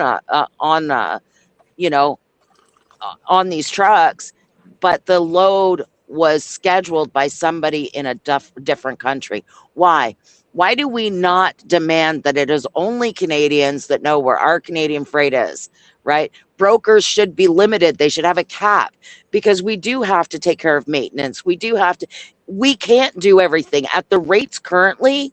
You cannot pay yourself and keep the truck maintained unless you're a mechanic or have, severe mechanical skills. Somebody like me who knows a little bit, but I can't, do some of the stuff. I need a mechanic every now and then, right? All the prices have gone up except for my rate. My rate is down. It's still down since 2022. So the trucking rates have to change. Everybody wants a raise. It's high time the truckers actually start getting paid what we're worth. Our rate currently for truckers is very close to the 1970 rate of $1.35. In 1980, my husband drove just a little box van, did expedite service. He got paid $1 a mile. Today it's only $2 a mile. That's from back when fuel was 49 cents, right? So if you look at what the fuel costs are now, what the cost is to operate, including the increased tolls, increased IFTA, increased just to run your truck, your plates, $2,700 a month or a year. Plus you've got your insurance, which is $1,600 a month. You put all that together on a $2.02 a mile how many miles do you have to drive before you actually see a profit just based on what the government takes from us? So are you of the adage that that we are importing a lot of people to drive wages down? Like, what do you personally think? Absolutely. So you think, because that's what the guy in Brampton said, the Canadian Sikh-born guy. He was saying that they were definitely using the system to drive down wages, and be able to treat people shittier. Actually, like, so I was just curious about that, because I'm listening to kids not being able to get a job. Right, you used to be able to get a job at McDonald's, the bowling alley, the pizza shop. Yep. Go drive UPS on Saturdays, whatever, those types of things. Deliver pizzas. They can't get those jobs, and the wages are down a lot. Even in my industry, I'm feeling it for the first time ever. Wages have dropped considerably, and I think and I've also started a new website called votewithyourwallet.ca, where I'm going to take the government data of all the companies that hire temporary foreign workers. So you can go there and decide if you want to buy from that company or not. But we got off topic. Rick really wanted to talk about the aspects of the Emergency Act and what they did versus what Trump's doing. So sorry, Rick, we got off topic. It's not often I get to speak with a lovely lady like Bridget that has completely different experiences than any of my friends. So thank you. It was great to hijack it. Well, and I get your newsletter. Oh, you do? I do. Well, that's way good. You're a little far to meet Mike, but if you're driving by on the 31st there, going by Burlington, come and have a coffee or something. Right? I was like, oh, Burlington, really? Yeah, maybe I'll get to Minnesota sometime. We were in St. Clair. We loved it. It was awesome. Well, I live in Wallaceburg. Wallaceburg, and where's that? It's by Oxford, Chatham, Kent. Chatham, Kent. Oh, you're on that side. That way. Yeah, we're practically next door neighbors. Holy, we are next door neighbors, Rick. Rick, you got to have a barbecue and invite us. I don't mind a drive on a sunny day. My wife loves it. She loves it. We got a great place to go. Well, maybe I'll do like a private, friends book signing in the spring. Oh, that would be great, because Tish Conlon, I met her through the PPC as well. She's also like one of those self-help. She's very good at, helping you get your life together. She's a really great girl. She just recently did that. We had a book signing at her house, and it was really great. My wife always, you got cash? Yes, honey. I got to get that book. I got to get so I just let her pick the books, but that would be a great idea. Does she need the ISB number for Amazon, no, or does she have it? No, she likes to get the hard. Is that my cue to put this back up on the screen? Yeah, that is. There, see, there it is. Take a screenshot for your wife. Well, her book signings are, she's like my middle son. She wants to hold it in her hand and nobody to digitally audit it later. And she loves the feel of it. She can bring it out to the beach. She can bring it out to the backyard, wherever. So if you got one, invite us. I'll try to invite, put it out in the newsletter. And we'll meet Mike when you meet Bridget, and come get a personally autographed book. And then we should have Rick there too. You got to have Rick. Absolutely. He's been such a help on the book. I'd even invite Alex Novak, who actually helped develop the storyline.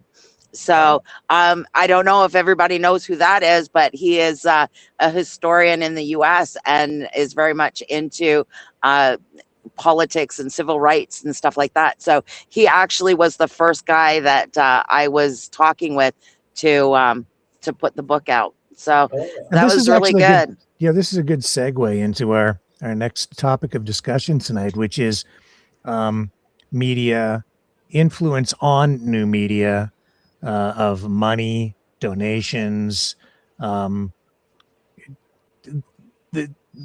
paid activism masquerading as journalism. These issues, it's and then just journalistic ethics and the way that they're evolving right now, and the pressures that are being brought to bear on journalistic ethics because of this new medium, the internet, and that ties into your book as well, Bridget, because as I've said to people, I proofread your book. Yes, you and did. and so we had discussions about the ethics surrounding that, because I'm trying to still apply the standards, the ethical standards that I was taught as a journalism student, and the same standards that I've always tried to live up to, and have aspired to as a mainstream media journalist, television, radio, print, wherever I've been working. And this is a new medium. And when I look around, I see a lot of those, in my view, those standards have gone right out the window. Not only have I said that journalism is basically, as I've known it, is almost dead, if not completely dead. I sometimes think I'm the only one left out there. The ethics have kind of been thrown out the window too. And Michael, I think, again, just before we came on live, I said during the last election, federal election, Maxime Bernier, PPC leader, said that he came right out and said this. He referred to the network of conservative influencers that I think many people are familiar with out there. He said that they're paid. He came right out and said that. I don't know. Were you aware of him saying that? I would have to lend credence to that, because in the election, I was blessed because of 4 years of hard work by a very dedicated team. We were able to get ads in the local paper, right? So on digitally and this and that. And every time my ad came up, there would be Pierre Poilievre at the top, right? Like, or I go to read an article about Max on Rebel, Pierre Poilievre at the top, right? So, you're paying for your advertising. So obviously, with all the money the conservatives and the liberals have spent, and we've spent money too on media as well. Like, hey, get us an ad in this paper, tell us about our gala, or, we're having this. So, it's common, but it really, if you think that they're being unbiased and you're seeing heavy ads from a pharma company or from a particular company, like, they're going to shill for them. I think it goes further than that, though. It goes to how some people are, like, if you look at a lot of people from the Freedom Convoy, they all thought Tamara Lich started the convoy, which is completely inaccurate. But why was that? Because she was propped up by lawyers friends, Ezra, who is a lawyer who owns a media company. This was a whole coordinated effort to make that shine, right? To make that a product and a brand, right? Don't think they don't do that with other people. Max doesn't have that. He doesn't have the brand, like, look at the shiny penny. He doesn't have that. Pierre Poilievre, if you look at when he became the shiny penny, the glasses came off, the tight t-shirts came on, he started working out, right? He became the brand, right? Mark Carney became the brand because of his book, and he's, he knows economics. That was sold to the older generation who needs to know economics, right? Oh, we were taught the bankers are good people, right? Whereas the rest of us are like, we all know the bankers are not good people, right? And I think what you guys are talking farther. I think what you guys are talking about is sort of a traditional or conventional look at advertising as it's being employed in new media. But the bigger issue that I think needs examination, especially here tonight, is the way that those, like, even laws, Michael, I'm sure you're familiar with the laws that you have to comply with when you're purchasing political advertising as a candidate, right? And on television, radio, and so on, and even on the internet. But there are ways that they're getting around this. And what I'm seeing on both Canada and the US, but especially in Canada, because I'm more familiar with the regulations up here, it's like the regulations don't matter anymore. If you have a social media influencer that you bring on board as a political influencer and you're being paid by a political party without anybody really knowing that you're getting this money, so maybe even through like a back door or whatever, and it's not clear how the funding is coming into some of these folks, but you can set up a whole network, and if the funding is coming in a way that kind of complies with the law, but like legally, but there are these ethical and moral issues that come into play that maybe are being ignored. I'm just saying that it's pretty clear that some of this stuff it's just being done to get around the old rules. So the rules have gone out the window, and it's a whole new era, and ethics out the window, because I think it's more about and what I'm getting at is you have these people online who are portraying themselves as sources of news and credible information that's supposed to be unbiased in some way, but it's clearly not. But because they have this veneer of a newscaster, or people are not aware that what they're watching is really a commercial. That's kind of the point that I'm making, right? And maybe Angie can comment on this too, because I think she has some perspective on it, having worked in radio and marketing, and I think even beyond that. Are you still there, Angie, or you keep hiding behind your camera? She's muted, so maybe, I don't know. Maybe she's gone somewhere. Not sure. But are you picking up on this, or do I need to be more explicit in what I'm saying? I'd like you guys to maybe elaborate on it. I don't know. From what I see, I get outspent. I get, censored. People like to throw hockey sticks in the spokes of my bike while I'm going down the road in the election. And so to me, it's like a battle of money. And I think it's fair that if in some ways, right, if you follow the rules, it's fair. But if you're figuring out ways to do backdoor deals, right, where there's no advertising on that site, but yet this person is always portraying stories, a certain narrative, I think that's kind of shicer. I don't have any evidence of that. I see the Liberals doing it too. Like I see the Liberal Party kind of fighting back, and they had, a few, I would say, live streamers or influencers that in my view were so biased that they've kind of come into that vein too, so it's becoming we just want honesty. More common. It's becoming the norm, I think, is what I'm saying. The problem is, and I don't know if Bridget was here when we discussed it with Angie, but it's people are more alike than they are different. They want families, they want to have a house, they want people to leave them alone, not tell them what to do, where they can go, what they can build, what they can own. And that's it. And when you have a bunch of people, taking money and trying to persuade people, we're missing our truth, right? You see it in DEI, right? You're hiring a guy, I'll hire anybody but the white guy because he's an oppressor and all this stuff. So you get a moral relativism, which is why we have hypocrisy. We need truth, right? We just want truth. Whether I like it or not, I want truth, right? I want the freedom of speech. If you're protesting to, like, there's that Dina girl in Toronto that assaulted somebody or whatever, I would want her to be treated by the rule of law just like anybody else who had done the same thing.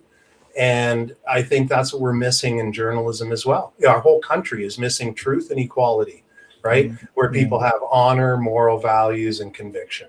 They're just the quick scrolls, quick flash, quick buck. We have a new guest joining us for the first time. It's Edward Pullman, I think is your name, right? Welcome. Yeah, thanks for having me. Yeah, and just to go around here, that's Michael Bader up in the corner there, People's Party of Canada candidate in Burlington. I guess the what's the right phrase, because there's not an election on right now, Michael. It's a candidate of record. Yes, and there's Bridget Belton, the I call her does it bother you, Bridget, when I call you the mother of the convoy? Oh, you're muted. Yeah, you're muted. No, that's strange. I can hear her. I just heard her. That was very odd. There you are. Oh, yeah. Yeah. Oh, yeah. Are you monitoring my phone? No. I am on the screen. Yeah. No, it doesn't bother me because Okay. a lot of people said I kind of hovered and made sure that, people were taken care of. I tried to do my best. I was and my buddies, even in trucking, go, "You're like Mother Hubbard. You're always honest. Oh, do you need your button sewn? Look, your button's broken. Here, I've got the sewing kit in the truck." So it's like, no. So it doesn't bother me. Okay, all right. Because I keep using that, and anyway. So so Edward, is it Ed or Edward? You can call me Ed. Okay, so Ed's here tonight because he is, he has some insight I think that might be valuable into a person. We'll call him an ostrich donor. He donated, he says, a substantial amount of money, somewhere between $40,000 and $60,000 to that crazy ostrich farm. Ouch. And that's a lot of coin, right? And so I'd been told about him many, many months ago, probably 6, 7, maybe 8 months ago, but I never knew really who he was. And then he was brought to the program here, essentially, like brought to me, and we were given an opportunity to do an interview with him, and his name is David Alot, right? Is that how you pronounce his name, right?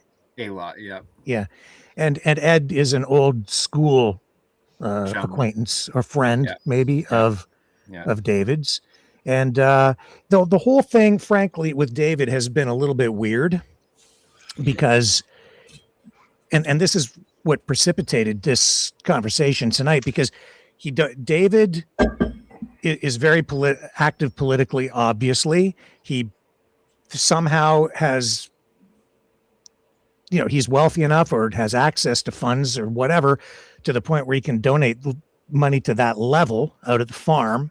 And yet now he's claiming to have some sort of donor's remorse, and which is odd. And then we've had these debates because he has been promoting a service. I don't know that he's an owner or even employed by them, but he's got some sort of connection, affiliation anyway, because he's promoting this company called The Bridge, encouraging Canadians to move to the United States in the face of all this 51st state stuff.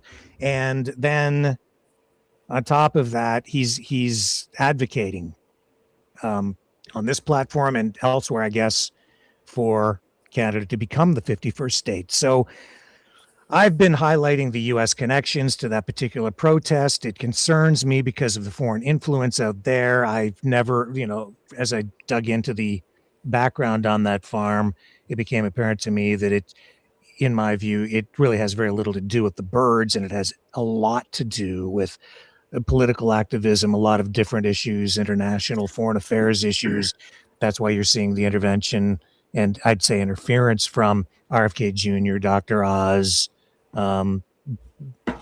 Katzimatidis, the billionaire out of New York who owns the biggest oil refinery, or he's the biggest purchaser of Alberta oil. All these connections, big red flags for me, real concerns. And it goes beyond that. And Ed is here tonight to maybe shed a little bit more light on this sort of shadowy donor figure who came to our program, and we had him on twice, and we had these spirited exchanges on the program. He calls me an OG lib, and I kind of like David, but he's, I don't know. It went off the rails, and I said, well, I don't want any money from you because I don't support your views politically, and I don't want to become the 51st state. So please don't donate. But then he started dumping in money into the Rumble Reds, and we've now accumulated about $1,000 in there, and I'm uncomfortable with it for a whole bunch of reasons, which I'll get into as this discussion expands. But Dave, the other reason we're talking about this tonight is because David says he claims to be connected to the top 10 conservative influencers in Canada, and seems to be in a position to perhaps be providing them with funds, with money, and there is evidence to support what he has been saying. Some of this is a little murky and odd, and so Ed, maybe you can help us tonight make some sense of this. And the reason I'm doing this as well is I'm just throwing it out to the chat and to our viewers to help me navigate the ethics on this and what we should be doing with this money that has been dumped into our program, unsolicited funds that I said I actually didn't want.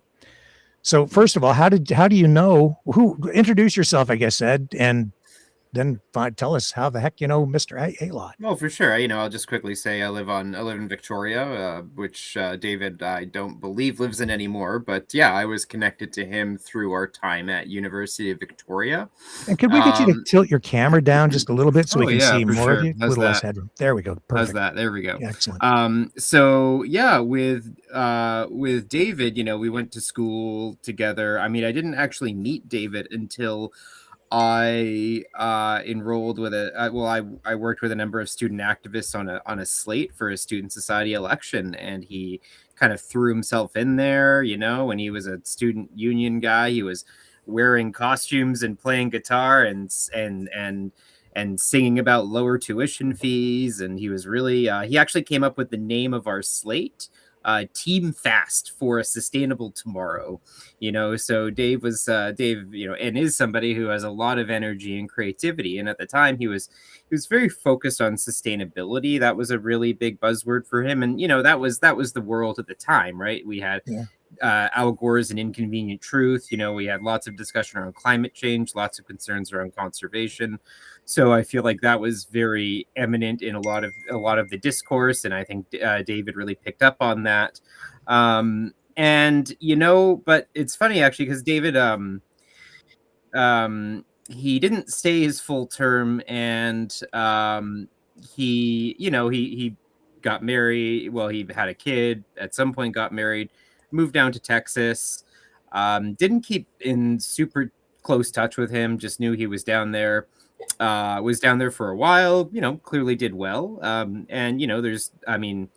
He likes to talk about how moving to the States is somehow unique and a new thing, and people getting away from the Liberals when, people have moving to the States from Canada for, since Confederation and before that. So, people move to the States and, often they'll make more money and do pretty well for themselves. And, that was certainly the case for David. He came back to Victoria in 2023, as he indicated on his show. And, got himself involved in the community. He was located specifically in Langford, and, just involved himself in the community. I hail from the left side of the political spectrum. David's on the right. So, we had a few discussions and debates and whatnot throughout time, and that was totally fine, of course. And then, in early 2024, I remember him announcing that he was going to run for the Conservative Party of BC. I remember reaching out to him and congratulating him, saying good for him. I have good feelings and whatnot towards anybody who decides to put their name forth for public office. It's a real responsibility. It's you really putting yourself out there. So, I wanted to give him well wishes and get to know him more. And, we never connected, but as time went along, and as 2024 was kind of a weird year, Trump got elected, obviously. And there was just this accumulation of the conservative backlash that we saw to, just COVID and here in Canada, of course, the Trudeau regime. And, that really materialized. And I think, David was taking a lot of that in. I think especially for Canadians, right? I think we have a pretty unique perspective because we can look at what's going on in the States and just, pass a certain level of judgment on it, which I was, doing with him in exchanges. And I just remember pointing out to him how USAID was eliminated by the Trump administration, and how the elimination of food and vaccines was going to kill a lot of babies and going to kill a lot of young children, on the basis that you're denying care aid. This is the world's richest country, and most of this aid is tied to industries within the United States. So it's this hilarious double own where not only are you removing aid to the most vulnerable people, but you're actually removing subsidies for your own industries in the process. So trying to make this point with him, and then he just goes straight to the abortion issue with me, and that was the first time he had kind of thrown in abortion. And that was really interesting because, and maybe the four of us can have a discussion on the subject, but, there's a mainstream in Canada on the perspective, and we can talk about our need to actually have legislation around it instead of the current lack of that. But, it was just interesting to see him talk immediately about, the killing of babies and essentially the equation. And this is what a lot of people believe, right? Especially in the States. That any killing of anything you do to an embryo is bad, and embryos are full humans, and if you do anything to them, then you're literally a baby murderer, to the point where I was sending him articles on like all of these, comparing different cities that have essentially stopped women from being able to access life-saving healthcare, and the large increase in women deaths and expectant mothers deaths because they miscarry and they can't abort, and so to see someone go there and just immediately go to the point of just, well, I don't care if these people die because blah blah blah. So when we got to there, I was kind of like, okay, I've really lost you. So can I just pause for a moment? Yeah, sure. and maybe tilt your camera down again a little bit, because Mm-hmm. it'll just fill the frame a little more for us. Yeah. And this is the other odd thing that, and I don't know how really important this is, but it is important because I'm trying to figure out who people are these days and whether I can trust them or whether they're real, or if they're faking to be one thing when they're actually another thing. And right in his email address, and I won't give out his email address here, but the word progressive is in it. Yeah, and then because he was progressive 20 years ago, yeah, absolutely, which he has when he got said that email. Yeah, but it just seems very it's something's happened here, because he's gone from being a progressive, and he says he grew up in a progressive or a liberal home, and was very active. I guess was at the University of Victoria. Yeah, he was somewhat active. Okay. He was active, and then withdrew from campus politics to focus on his. And now he's family. kind of gone way over to the other side, sort of, right? Well, but I mean, you look at opinion polling, right? For my generation, right? When I was in my 20s, in my early 20s, my generation was a majority NDP, and now you look at opinion polls now, and plurality conservative, right? So I'm actually the exception to the rule now, right? Like, well, he's 2 years ahead of schedule, because there's that old phrase, Tory by 40, right? Tory by, or it was it? Geez, I can't remember who. Somebody must have robbed him. Well, I think Burke, or under 40 and a liberal, you have no heart. Over 40 and a liberal, you have no brain. That's it. That was it. Yeah. I think I can't remember if that was Burke or who that was. So, but also at the same time, so that expression exists. But then also, when we look at how you vote in your first election is likely how you're going to vote in the rest of the elections in your life. That's there's plenty of studies showing that as well. So, but yeah, no, you can just look at the opinion polling and see the shift over time, where men were men especially were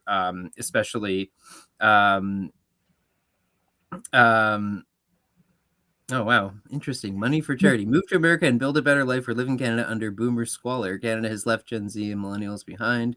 So this is him promoting this service. Move to Texas, and they have a team of lawyers, and they charge a fee, and they're promoting this on a number of platforms. I know that they are promoting it with Clyde Do Something. He specifically mentioned Clyde, says that he's connected to the top 10 conservative influencers. There's a relationship of some kind there? I don't think that's true for like he's definitely had a connection with Clyde because I've seen him posting about Clyde. How many other Yeah. connections he has, I'm not sure. Yeah, it could be exaggeration or maybe just even outright lies. He Yeah. says this is the other odd thing about him, Ed, is that he actually came out and said that he will lie and that they don't believe he, you know, Yeah, I he heard doesn't that. believe in truth, and it's very freaking weird. Like, oh, okay, so you're saying you will lie, so how can I believe anything you say? Well, but we've heard So- that from Trump very clearly, right? Like, Yeah, that's true. in Cleveland, where they're eating the dogs, they're eating the cats, right? We all remember Right, that, right? right. And then JD Vance came out immediately afterwards and justified it and said, "This is Yeah. fine. You know, this is in service. We're just having fun. This is in service of something." You know, so I'm not at all surprised to see David engaging in this kind of and again, he Gaslighting. uses the term gaslighting, which is exactly what he's doing. Yes, Right? that's To call exactly Canada right. And communism? to the Like, point, give me a fucking break. to the point where, you know, and I said to him, I'm not your enemy. Like, why are you like it? This is strange to me. Why he's here coming down hard on me. I'm not an OG lib, but I am a boomer, Yeah, which but he look at also what Meg is blames doing for right everything. now. It's tearing itself apart. You know, it's going to purity tests to the fullest degree, and yeah. And here he So- is. And to make some sort of a strange point, or to insult me, or just to spite me or something, he's dumping money in the chat, and I'm like, this is freaking weird, right? It was like 100 the first night, 200 the next, 300 the next, 400 the next. There's $1,000 in there now, and I'm like, I don't really want you to donate. And I did thank him for donating, but I didn't really want the money because I don't want to be compromised is the point, right? So Yeah. this is strange. I'm not sure how to deal with it. And Bridget, I mean, you and I had this conversation about your book, and I'm like, I don't even know if I should proofread your book. And then I'm agonizing over whether I should charge a fee or not charge a fee to do it because I don't want even the appearance of being compromised ethically or journalistically. And now I've got this guy in a public way dumping money in my chat. Well, he's also telling me that these other influencers are, connected to him, or he's connected to them somehow. And then he came out, and Angie and I had a conversation with him on live where we're talking about a request from him where he wanted all my notes and research material on the ostrich farm, because he now has donor's remorse for having donated all this money to the farm. And now he feels like he's been duped by the farm. And so he wants he says, if I give them all my background information, all my research, these other influencers will take it and then do these, I guess, basically hit pieces or hit jobs on the ostrich farm. And I said, I'm not giving up my notes. I'm a journalist. I don't just give up my notes and research material for a whole bunch of ethical reasons. It's just not that simple. And it's been a very strange experience with him, which, like, this is why we're having the discussion tonight, because it's just opened the door for me to examine what's going on the internet with not just these conservative influencers, but all influencers, and specifically with them, I guess, too, because he's the one focusing attention on them. He's the one focusing attention on Clyde do something, not really me. It's him. And he's saying he's got the relationship. And then Clyde do something shows up in my chat and says something. Rick, do you know what the definition of defamation is? It's like, to me, it feels almost like a trap when I haven't really done anything wrong except say, please don't donate money to me. Ed, can you shed some light on this? Or I don't know, man. I'm here because he also said you should ask your audience what you should do with the money. And I'm like, I didn't really want to do it because now we're focusing attention on him again, which I think is what he really wants. But at the same time, I am perplexed, and I am torn in what I should do with the funds. So I am putting myself on trial here tonight to a degree, and asking for your help and the help of the viewers here tonight to navigate through this. I mean, I think, frankly, David's just trying to fuck with you. If I'm being perfectly honest, right? I think there's really no objective beyond that. Mission accomplished. Yeah, no, like, I mean, it's funny. I was having a fundraiser a little while ago, and just put it on my Facebook, and he randomly sent me a $500 donation. So all I can really say is that, like, he's religious, and so there's definitely a belief in donating. But at the same time, in all my conversations with him, he's never been very revealing of his background. Like, I don't know, does he come from money? He could very well come from money. This doesn't make sense, because he went bankrupt.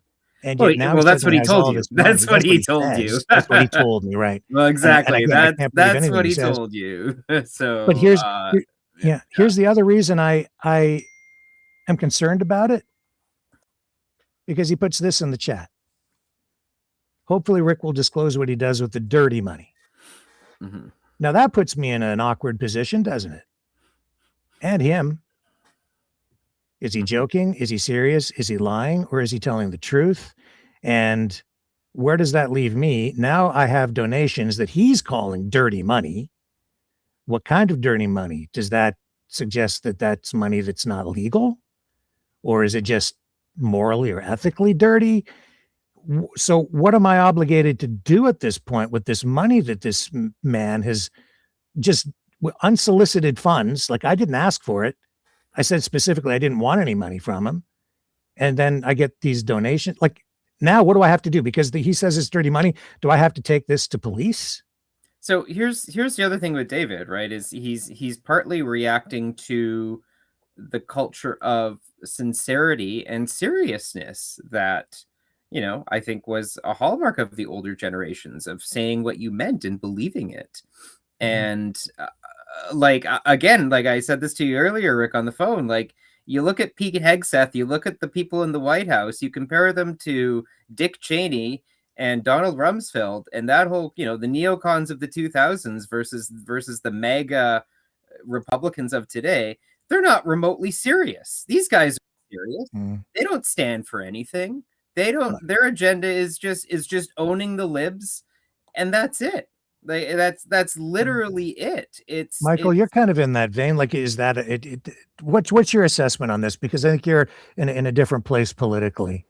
Well, personally, I don't like drama. I eliminate drama any chance I get. Anybody who's sketchy, I give them the benefit of the doubt to check their heart, right? Like, I think Angie would be that type of person too. You see somebody, but at some point you get the vibes where, wait, something's not right, when you have these kind of weird things happen. And I prefer personally, whether it's a business decision or not, just done. I would just hit refund. Thanks for coming out, buddy. That's the thing though, Michael. I can't do that. I can't, because in Rumble, there's no mechanism in there to just hit a button and refund the money, because that's the first thing I looked at. And I've had conversations with David about this, and I've explained it to him. And yet he goes in the chat and he's making all these statements about how I'm just going to keep the money. And I've discussed, charities that maybe we could give it to, or different things. I would just say, look, buddy, I'm uncomfortable taking the money, right? Just don't feel comfortable. Tell me how you want me to distribute it.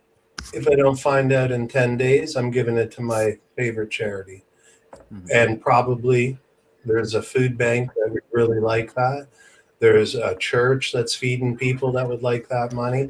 And if he doesn't want his money back, then put it to good use, right? That's all I can say. And then cut the ties. I'm done. That's my life. I try to cut away drama as much as I can. I give people the benefit of the doubt until I don't trust them. Well, I don't trust them already. Then you're done. You're done. All relationships are done. I don't trust him. Is that warranted, Ed? Angie? Because you're the one. It was you. Elena was really the one who brought him to me. One of the protesters out of the farm, who says that she is the one who brought David to the farm as the donor, and then she brought him to me as well for the interview. Essentially, was it her? Or was it you? No, it was me, but Elena brought his donations to the farm, allegedly. Right. Look, it's such a spider web of BS. Like, I can't tell you how many times that gentleman, if he's a believer in God and follows Christ, he's got to open up the red letters and have a looky-loo into them. He was so completely full of BS within the conversation that we had on Facebook. And then, he doesn't take accountability for the part he plays. And I'm not perfect, so I'm not saying I'm, no angel, but he just compulsively was full of crap all the time. And obviously I'm going to speak up about this. I think you should donate that money to the Edgewood Community Club to help with their cell tower upkeep, the seniors housing, because it's a great organization. And if anyone else wants to, it's Edgewood Community Club Society at gmail.com. Yeah, she's tied to those guys. I'm not exactly sure what your connection is, but you've been doing a good job of promoting them. That's for sure. Yeah. Well, the thing is a number of people wanted to support the woman who was assaulted and had fuel dumped on her. They were going to light a match to her. This allegedly, this guy is charged with it now. And so Lois, the lovely lady from Edgewood, she said she didn't want funds coming her way, but she would like to go to a couple. Also, PALS is another one. It's an organization in the cusp and the Edgewood Volunteer Fire Department. But yeah, I'm voting for the Edgewood Community Club if we're all taking a poll here. So, and also too, David told me he's going to donate a whole bunch, so I gave him 3 emails there because he said he was going to donate to them, but unfortunately, I don't trust the individual. Yeah. So, I mean, and I've said that's what politicians and corporations and even gangsters do that. They'll donate to both sides in a political campaign so that it doesn't matter what the outcome is. They win either ways because they own or at least have heavy influence at the end because they've paid off both sides. Right. And in this case, it's the ostrich farm versus some of the local residents who are upset with what was going on there. So he donated heavy to the political activism and the protest. And now he's going to donate to the other side because they're all pissed off. And so he owns both sides. He's going to own the town. So he says. Yeah, so he says. So he says. He seems to have a limit, though, because he stopped donating.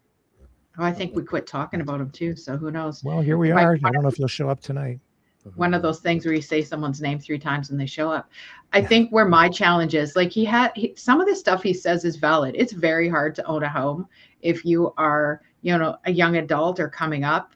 You have to have okay, but I don't want to get into all that crap.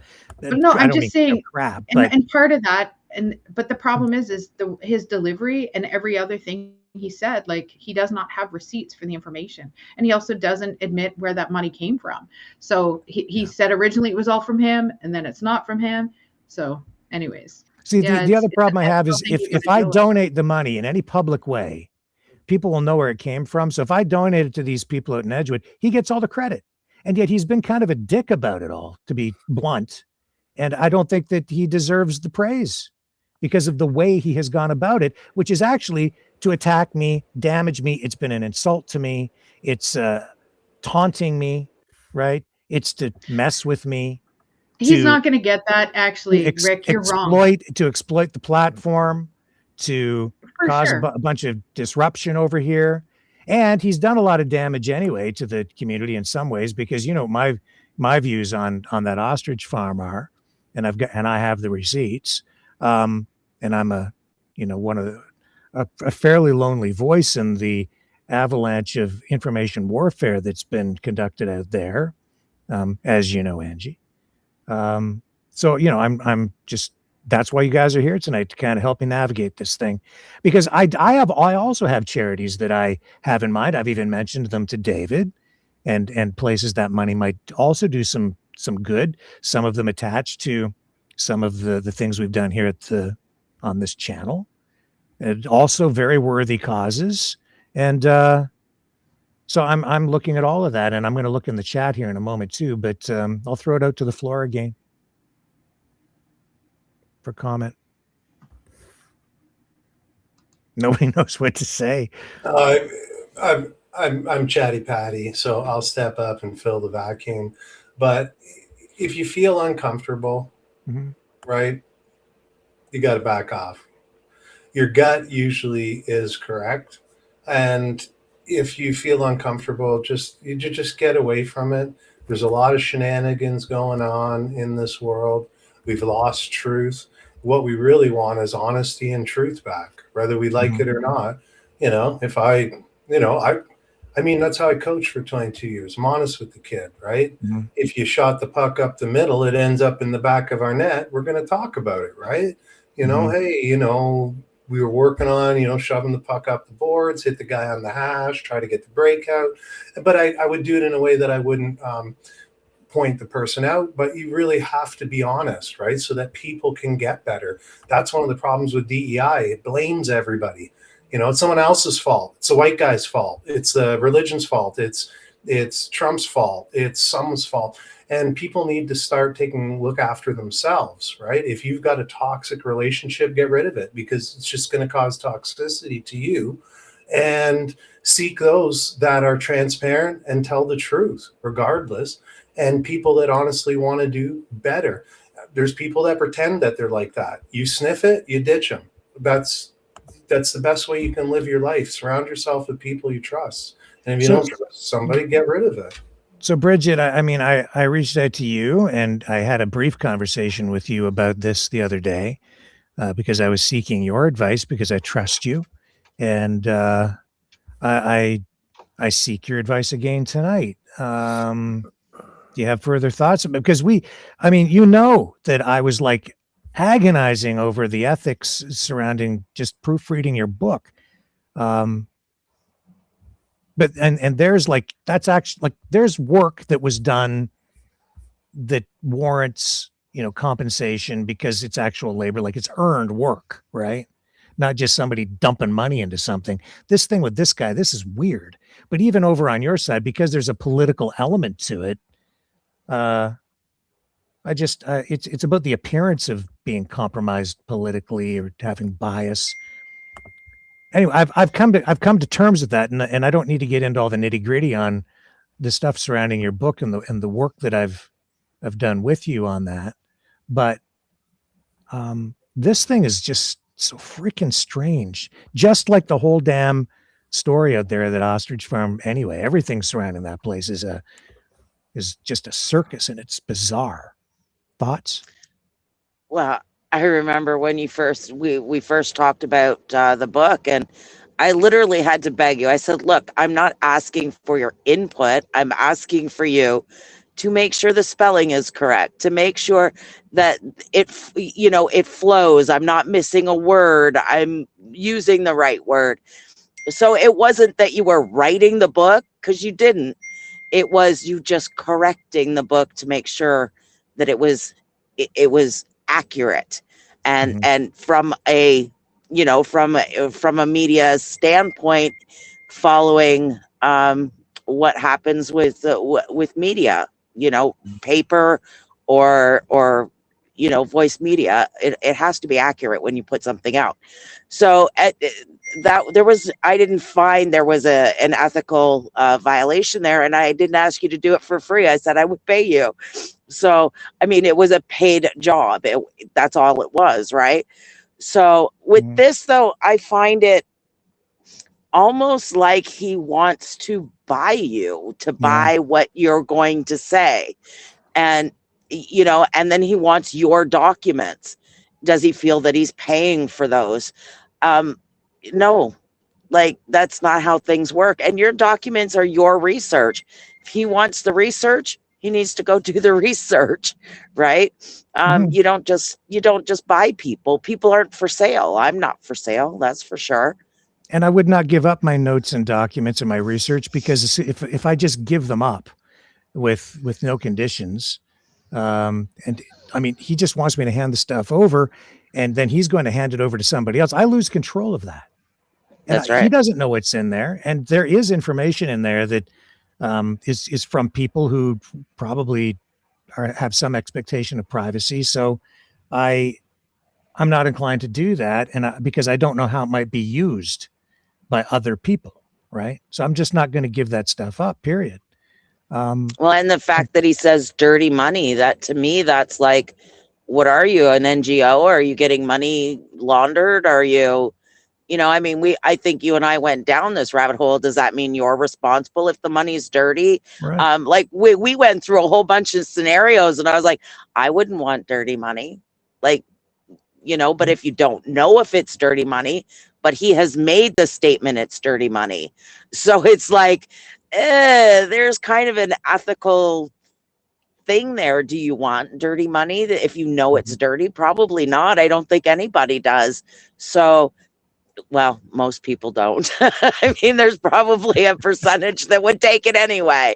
But I mean, you know, you and I kind of think on the same wavelength, whereas it's like, no, I don't want somebody's dirty money, right? So, you know, and then what obligations does that give you? Are you obligated to say this person has given me dirty money? I mean, we went through so many scenarios, but you know, it's ultimately your decision what you do with the information and what you do with the money. I mean, if it's given to you, it's ultimately your decision.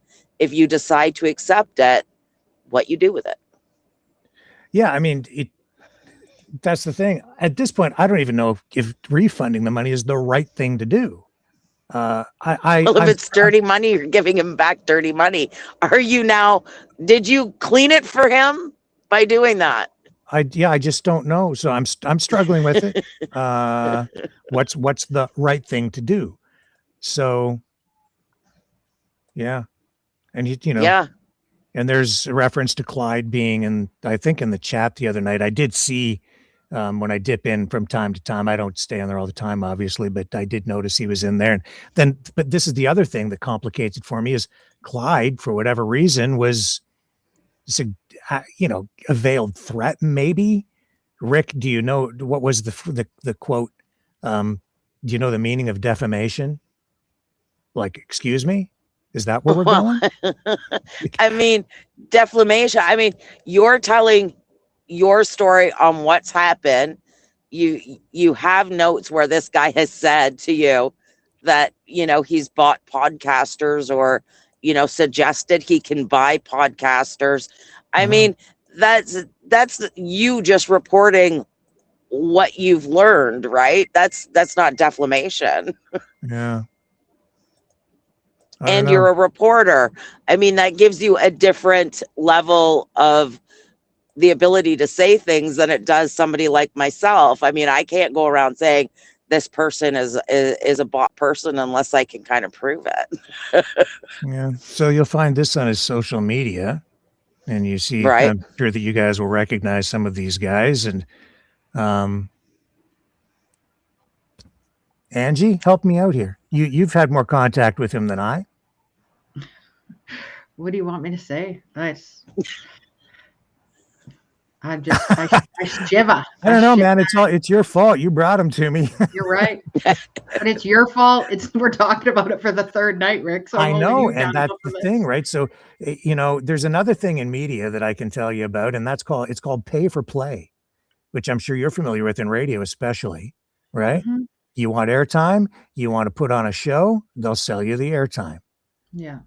That's how all the religious programs got on the radio. That's right. Isn't that interesting? That's a good point. Religious programming from a political activist who's also very religious. I've noticed videos online where he's touring like a mega church down in Texas, which is steeped in money. A lot of I could see the money dripping off the walls in that church that he was taking people on a video tour of. Wealthy Jesus. See the poor example of just a Canadian. Peace be with him. Glad the states have him. What else did you say? Well, he's still a little bit of a Canuck. I think he comes back to. He's enough of a Canuck that he got interested in that ostrich story. And yeah, his goal was to pay the protesters to be there. He was paying for buses. The goal was to pay $100 a day for individuals. And like I question it, I hate to belabor this topic or the large birds from Africa. but the goal was to have other people hop on a bus and go out there and protest. So if we on the right or center right, if we're upset with the Liberals getting paid allegedly to go there and protest, and yet we have this yin yang doing it for the right, like that offends me, period, to have anyone paid as a protester.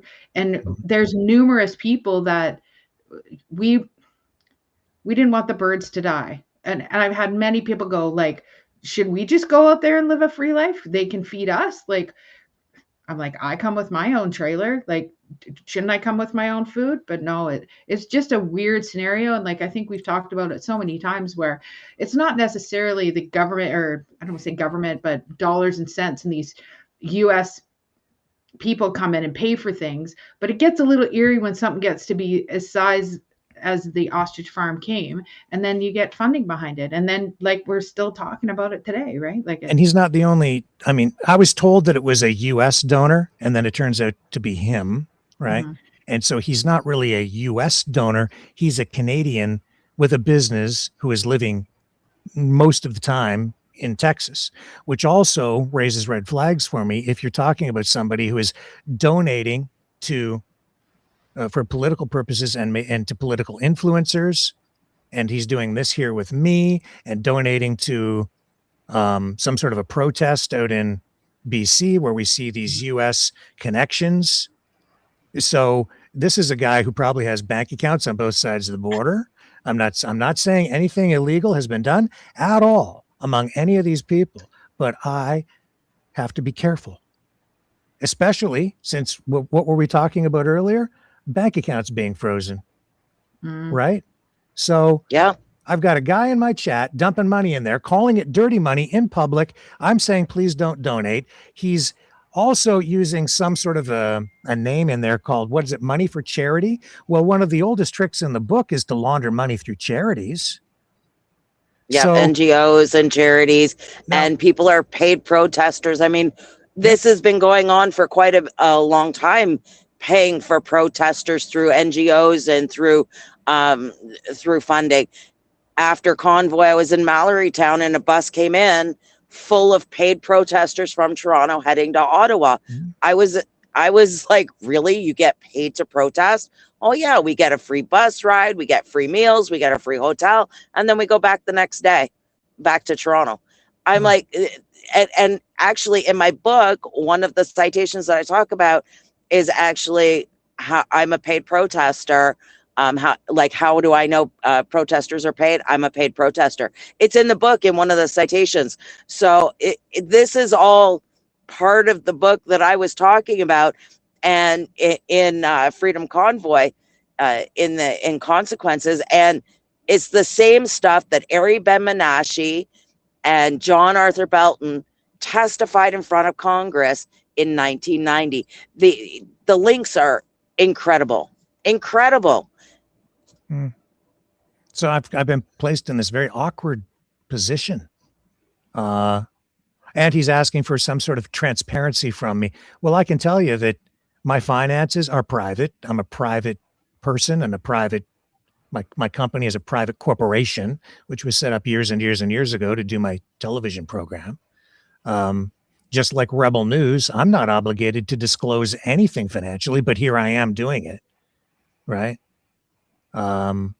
So you're better than me, Rick. I mean, after I got accused of everything after Convoy, I posted my Royal Bank account and the balances. I'm like, here you go. Yeah, I'm still broke. I think it just speaks. You just donated another $500. Some of us have ethics, and some of us. I was just told he was in the chat. So I think the issue is some of us have morals and some of us have ethics. And I realize that my moral guideline is a lot different than other people's. The work that I do, a lot of people wouldn't do. Right. So I get that. I don't like drugs, but I'm around them all the time. Right. I work with the unhoused. I have a moral line. I don't want to be around them, but I'm around them in my paid professional life. And I think, credibility, honesty, integrity, all of the things that, quite frankly, Jesus stood for, that young man can read the messages that him and I had back and forth, and maybe he should check in with Jesus, right? Here, I'm going to show you what he just posted. He paid for it, so I'll show you. Maybe he's just paying every time you say his name. Okay, so here it is. Oops, where am I? Who are these? What is that green thing with an S? Pickles?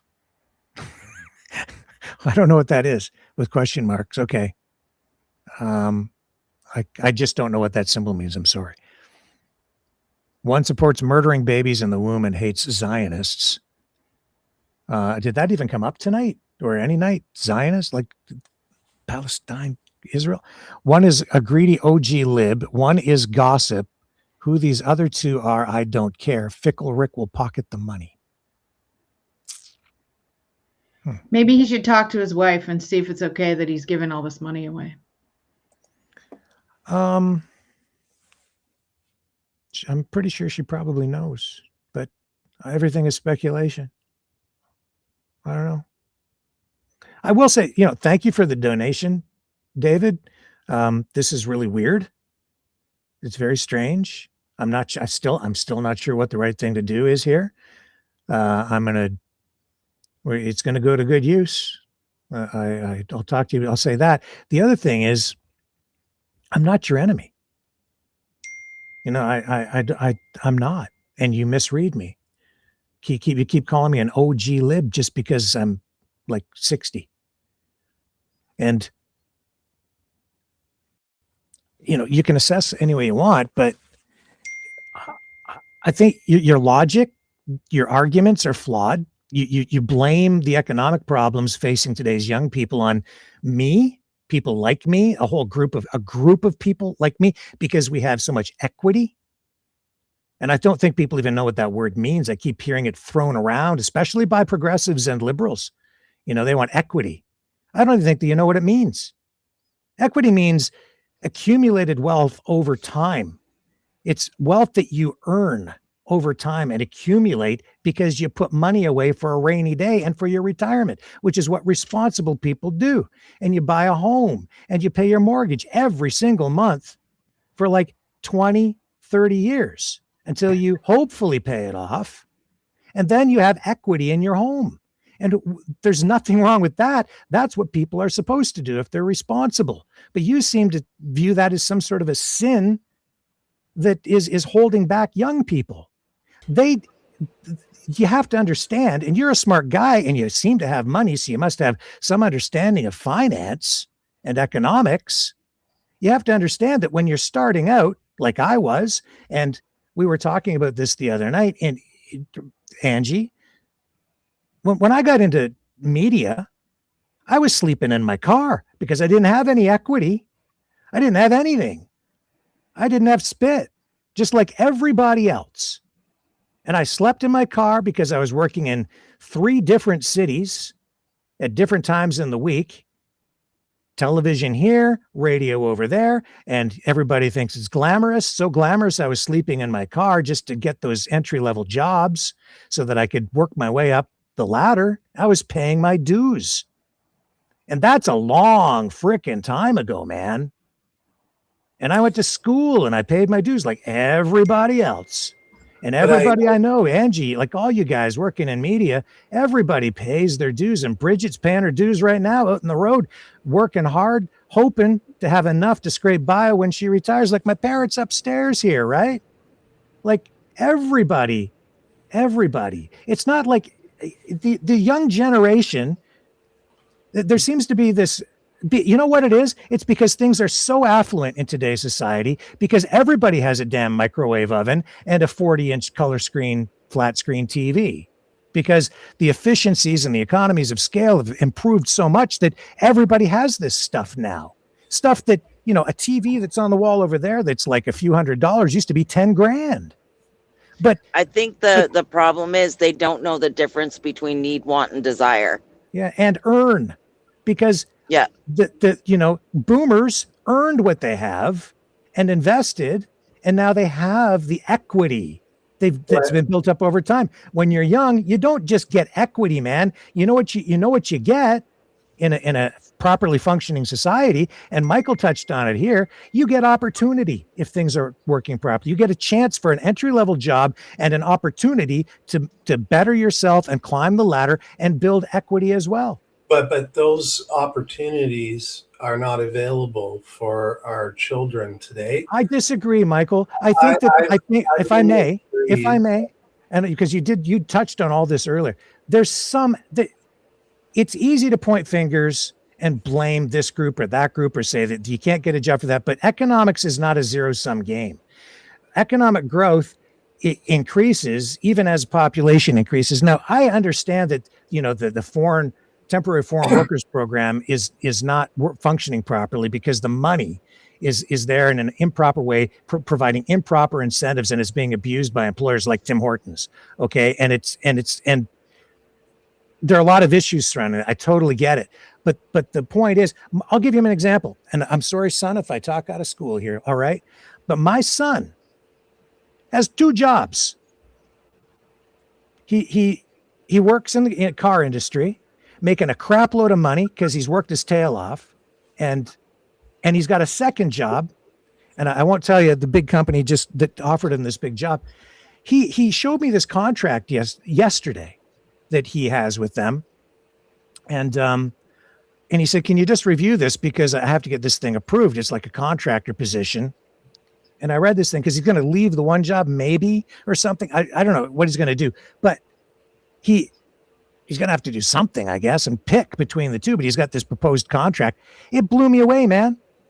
It's like Sunshine Club.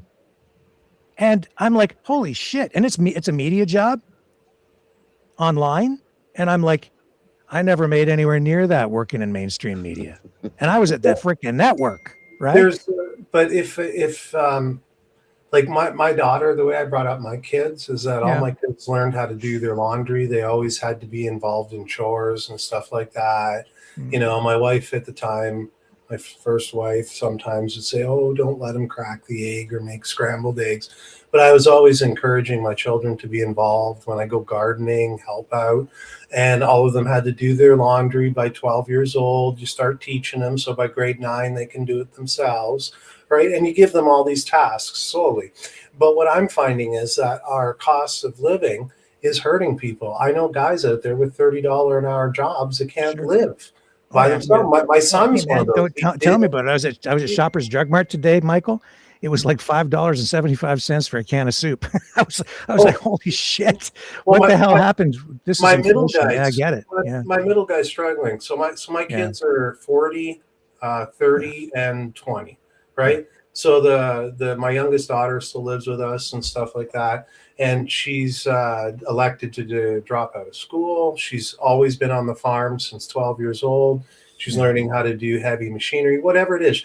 She's worked hard. She found a spot that was open for her. But a lot of traditional openings for the majority of people that aren't like her or aren't like my wife now, his son, getting that opportunity to be a fireman or to get that, and he works 2 jobs, right? So he's like your son. Like, so you have these people, they want to work, they do, and then they don't give them shifts, right? They're going to go for the $10,000 from the government, hire the foreign worker, and now that kid doesn't get his job to try to save up for university. And the other disgusting thing is, in 1970s, you could save up for university just working a Joe job. Hell, I did it in the 80s, working as a waiter and paying for university, right? I don't know.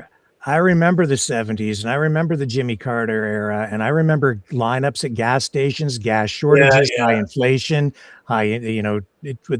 we then got high interest rates. But that was after 1971 and 73 because we don't have sound money. So instead of blaming the boomers and instead of blaming the young kids, that's the game they play, right? That's the red-blue game that in the States here. That's the game they play. Divide them up so that Angie and Mike don't talk because it wasn't that we figure out we're stealing from them. It isn't that we don't have sound money. I know that's the argument, because a lot of people are like, we have to Well, we're stop printing charging the interest. crap out of it. But look, no, it's not true, Michael, because all you have to do is then look at what came after Jimmy Carter and look at, if you want to look at the U.S. side, you end up with Reagan, right? And an economy that did bounce back. If you look at the Canadian side, and this is a dual party thing, okay? First you get like Paul Martin Jr. becomes prime minister. He's prime minister for like 3 years. He ran 3 consecutive surplus budgets because as much as he was wearing the big L on his chest, right? That guy was a fiscal conservative, and he was very much, really dialed into how to run the economy. Before that, he'd been finance minister under Chrétien for I don't know how many years, like 8. Yeah, but we got Freeland. But hang on, but no, let me finish. Because then after that, what did you get? You got Harper, and then Harper took that, and then he built on that even more. And so, and we had some very prosperous years under that conservative government of Harper. And I was, I liked a lot of what Harper did. I think that he did an even better job than Paul Martin. With the economy, and we had a lot of prosperity in those times, because if you manage the economy properly and you limit your money printing and your economic expansion, the debt. So instead of blaming and the boomers, it works. So whoever this guy is, yeah, instead of blaming the boomers, you should be blaming the government for sending your money over to a place. And I know you agree with the Ukraine war, but I believe that there's a lot of corruption there. Half that money, who knows where the hell it went, and who knows, we're sending $10 million to some place in Pakistan for Trudeau got in a plane when he was elected and flew all over the world handing out money to every government like it was gifts. It was weird. But that's the kids' money, right? Because now when I make that $5, like when I was a kid, I think waiting tables was $3.25 to $3.75, right? And then you make your tips. $3.25. Was it $3.25? Okay, so I got the $3.25. You're an '80s lady like me, '80s kid, and that's what we got, right? But you know what I could buy with that? I could get a pack of cigarettes and a 6-pack, right? I can go. The other thing though, Michael. And I can put gas in my car. Like literally, I could go put $5 in my car and go drive to Toronto and back a few times. Go up to Scarborough Bluffs. I could go out to the Milton. I can't remember the place. Hit Kelso or whatever. And I'd take everybody and we'd put $5 in and we're ready to rock and roll. Right? That means I worked an hour and a half to get a half tank of gas. What do I got to work now for a half tank of gas? 3 hours, 4 hours, 5 hours? It's not just that, in my opinion. Down. If I may. Yeah, go ahead, Andy. I think the issue is, so when I was younger, when I was 14, I had a job. When I was 15, I got a really good paying job. I worked up in the bush. I had to clear out the grass and everything around the seedlings. I can't remember the term it was called. It was a forestry job. I got paid $10 an hour, which was so much more than everyone else getting like $5 or $6. And I remember our neighbor going, Angie shouldn't have that job because now she's going to expect that rate all the time. I was 15. I was killing it. And so all of my guy friends and girlfriends, if you weren't serving at a restaurant, you were babysitting a ton. My guy friends, I remember they all worked at the gas station because they all got excellent tips from the owners when they got A's and all this. I don't know anyone's kids that work between 14 and 16. I remember having conversations with my chiropractor. He didn't want his child to work because, he thought he should go to school. And I'm like, we're not on topic. And I think that's exactly what somebody wanted. I think we are. I'm talking about work. No, we're not. We're not on topic at all. No. Because we're talking about what he wants us to talk about. We're not talking about the issue. Well, no. Yeah. And these are valid discussions, and we can have them another time. But we need to be talking about media and influence on media, and specifically, when you think about some of these influencers, and then you go and you look at their channels, and what are they talking about? And I invited Clyde to do something onto this broadcast, and he never responded. Also, to his credit, because he's a friend. He's been friendly to the channel. He's been a friend of the channel. I've been friendly with him. I contacted Derek Smith, and he just wasn't available for the last couple of nights. But I think he would have come on. He seems to be a little bit more open, and I think he'd be. He says he'd come on another time. He's been on here before, but I don't know that he's even connected to these guys, right? I don't know. So there's something going. But the point is, and this is some. I don't even know if I can. I'll ask if I can reveal his identity. Yeah. You might even be able to figure it out I'm- if I share what he just texted me, because it's funny. He All right, says, you asked him, but I do like what Angie was saying. My kids have been working. okay, Michael, we can maybe come back to that, but the important thing that I'm coming in here, this guy is zeroed in on what the real topic is supposed to be here tonight. He says, I need breast augmentation. He says, Clyde is a BCer running to Texas next. That's true. Clyde is also moving to Texas. And he says, it's the YouTube goon squad. That's what we're talking about. And this is what, Michael, this is what Maxime was talking about. And it's important to the PPC because this is what Maxime, the PPC, I think even the country at this point is up against, is the YouTube goon squad. Many of them, if not all, are all kind of promoting separatism and Canada as the 51st state. That's what Mr. Alot is promoting. That's what he's trying to draw attention to. He donates in there, and then he puts the sales pitch in there to move to Texas and use the service, or just to make statements to promote the concept and the movement to destroy Canada. Well, he says that he's trying to save the country. Anyways, and this is, again, this person texting me, zeroed right in, absolutely clued in. He says, the country is under heavy manipulation. Damn right. And that's what we should be talking about here tonight. That's what's at the core, at the heart of the issue here tonight that deserves scrutiny, discussion. He says, tell them you've decided to get a boob job. I can, he says, okay, play our Dire Straits video. And you know, and Bridget, who got a boob job? Ooh. Well, it's rumored. I have not seen it.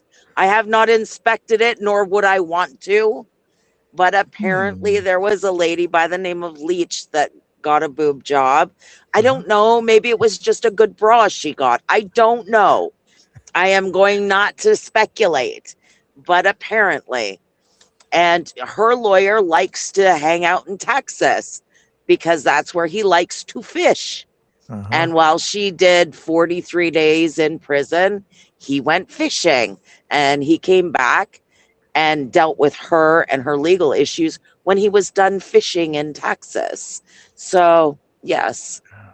Texas is and who else is in Texas? I mean, Michael talked about it earlier, that people that are there illegally should not be in the US. However, we have a truck driver who crossed with his wife, jumped out of the truck, and stayed in the US, which is not allowed according to CBP.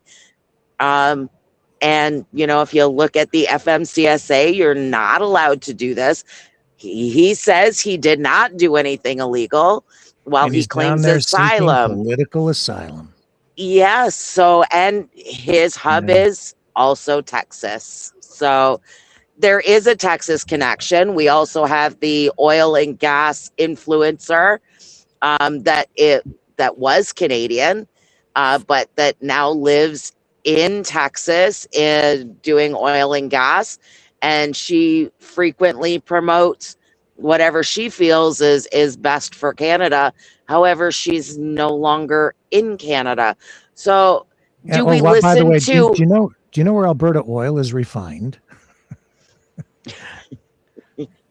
What a lot of it goes to, Texas. Yeah. Right. Yeah. Well, and I mean, that's like California saying, you know, oil is bad, yet if you go on the back roads, they have tons of oil fields in California. The first time I saw it, I was like, that's an oil rig. I know exactly what that is. What are you doing with that in California? But yeah, so I mean, Texas is a hub.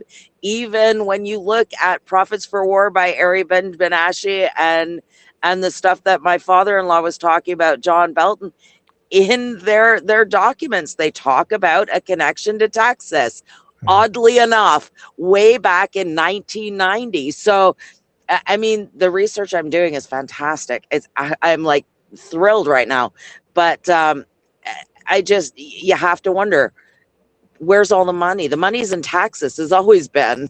It's always been. They've done shows about it. And I thought about that, Bridget, this reference to dirty money. And you know what's really dirty? You know what's dirty about the money? It's the oil. And you know why it's really extra dirty right now? Because Trump stole all the frickin' oil from Venezuela. He's confiscating oil tankers on the frickin' high seas like a pirate, and then he's selling the stolen oil on the open market at a discount price, to add insult to injury. And you have people in Alberta going, oh, we're going to be competitive. We're going to do this. We're going to sell our oil to the US. We're going to be US. And I'm like, you do know that Venezuelan oil workers get $4 a month? Are Albertan oil producers, those that work in the field, are they willing to demean themselves to $4 a month to be competitive with Venezuelan oil? And they're like, well, that'll never happen. Why would Trump buy Alberta oil when the workers get paid $130,000 or $200,000 a year, when he can buy Venezuelan oil and they get less than $100 a year? And you know, the right now the oil price is about $50 a barrel. Critical shutdown point is around 40 for Alberta. You're only $10 removed from that. There have been bust cycles out in Alberta when it has dipped really low, and high oil prices are not guaranteed. Prosperity is not guaranteed just because of the oil. And right now, even now, as Trump tries to apply economic pressure for negotiating purposes, as he's trying to take Alberta's oil, he's saying, well, we've got all this Venezuelan oil. Stocks have seen downward pressure in the past week because of all that. There's been concern that maybe Alberta won't even be able to sell their oil at a viable price because the Venezuelan oil is going to put so much downward pressure on oil prices. And because Alberta has only one market right now, and maybe especially going into the future, they're at the mercy of the U.S. And then they're talking about building that pipeline to the West Coast, and they talk about what's that political group? It's not really a First Nations group. It's the pipeline though is really good, Rick. They had 51st Alberta saying they were building a pipeline to Mexico, but the pipeline that they showed went to KCMO. Why would it go to KCMO? What's in KCMO? Unless you're a trucker, you don't know. Those are the underground caves. So why are they building a pipeline to underground caves?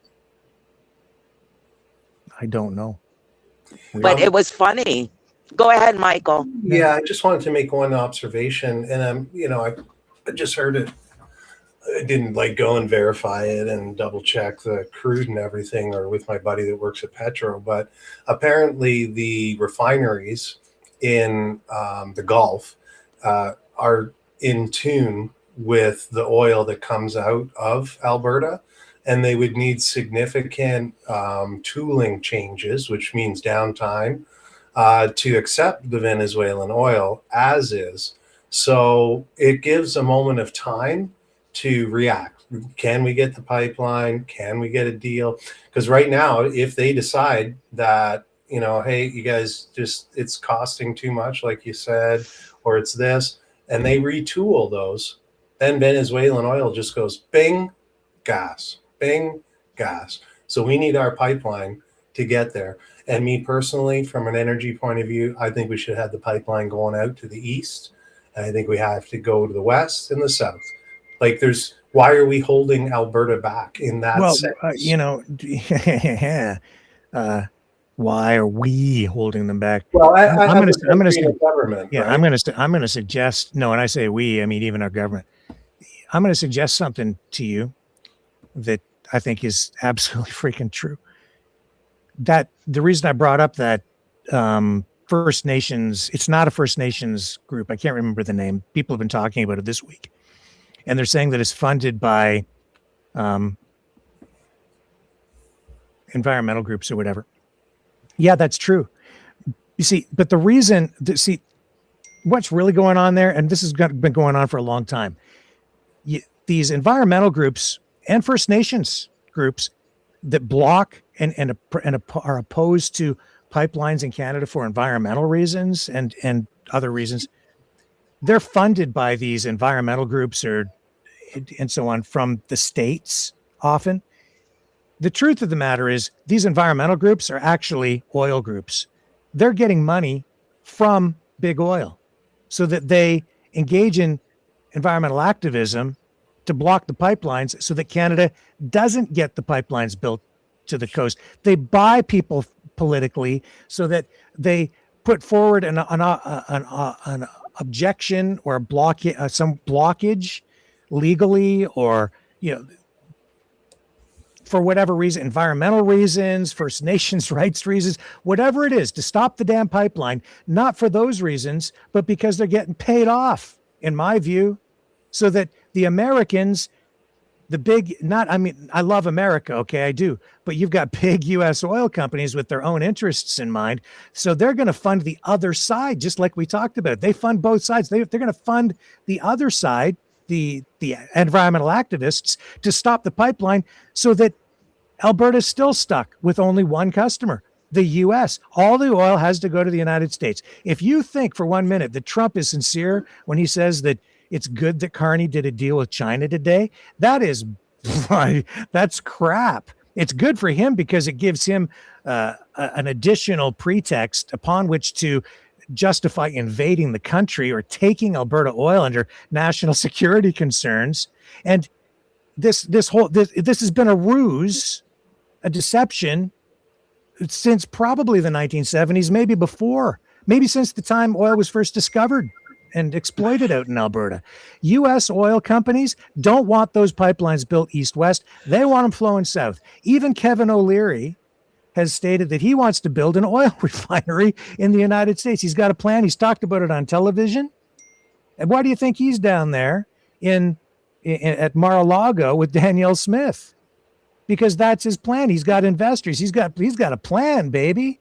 He's going to profit, but he doesn't want those pipelines going east-west no matter what he says. He wants to build, I think it's in Montana where he wants to build his. And it's a public thing. You can find the video online. He talks about it on U.S. television.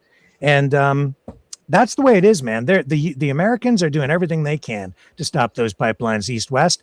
And there are a lot of corrupt Canadians who are doing that too.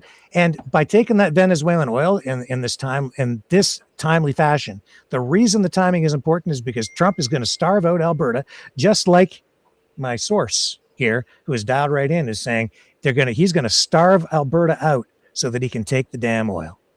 Damn freaking right. That's what's going on. And so, yeah, my red flag is up with all of that, and with our friend David and the money coming in there and his connections to these influencers, the YouTube brigade, the goon squad, right? Whatever you want to call them. And they wrap it, and they say they're patriots. They ain't patriots. They're not pro-Canada. They're saying they're patriots while they're saying let's break up the country and become the 51st state. You should move to Texas. Why are they doing that? Because they're taking all our skilled labor. That's what this is about. They're trying to recruit and skilled trades to go down to Texas. And that's a brain drain on Canada. That also helps cripple us, because we've invested in our education system to train these people to create carpenters, plumbers, electricians, all kinds of other tradespeople, and more power to you if you can go. Okay, we're a free country. Go ahead, but we're poorer. We're diminished as a country every time we lose somebody like that. I hate to see him go. Again, it comes down to economics, right?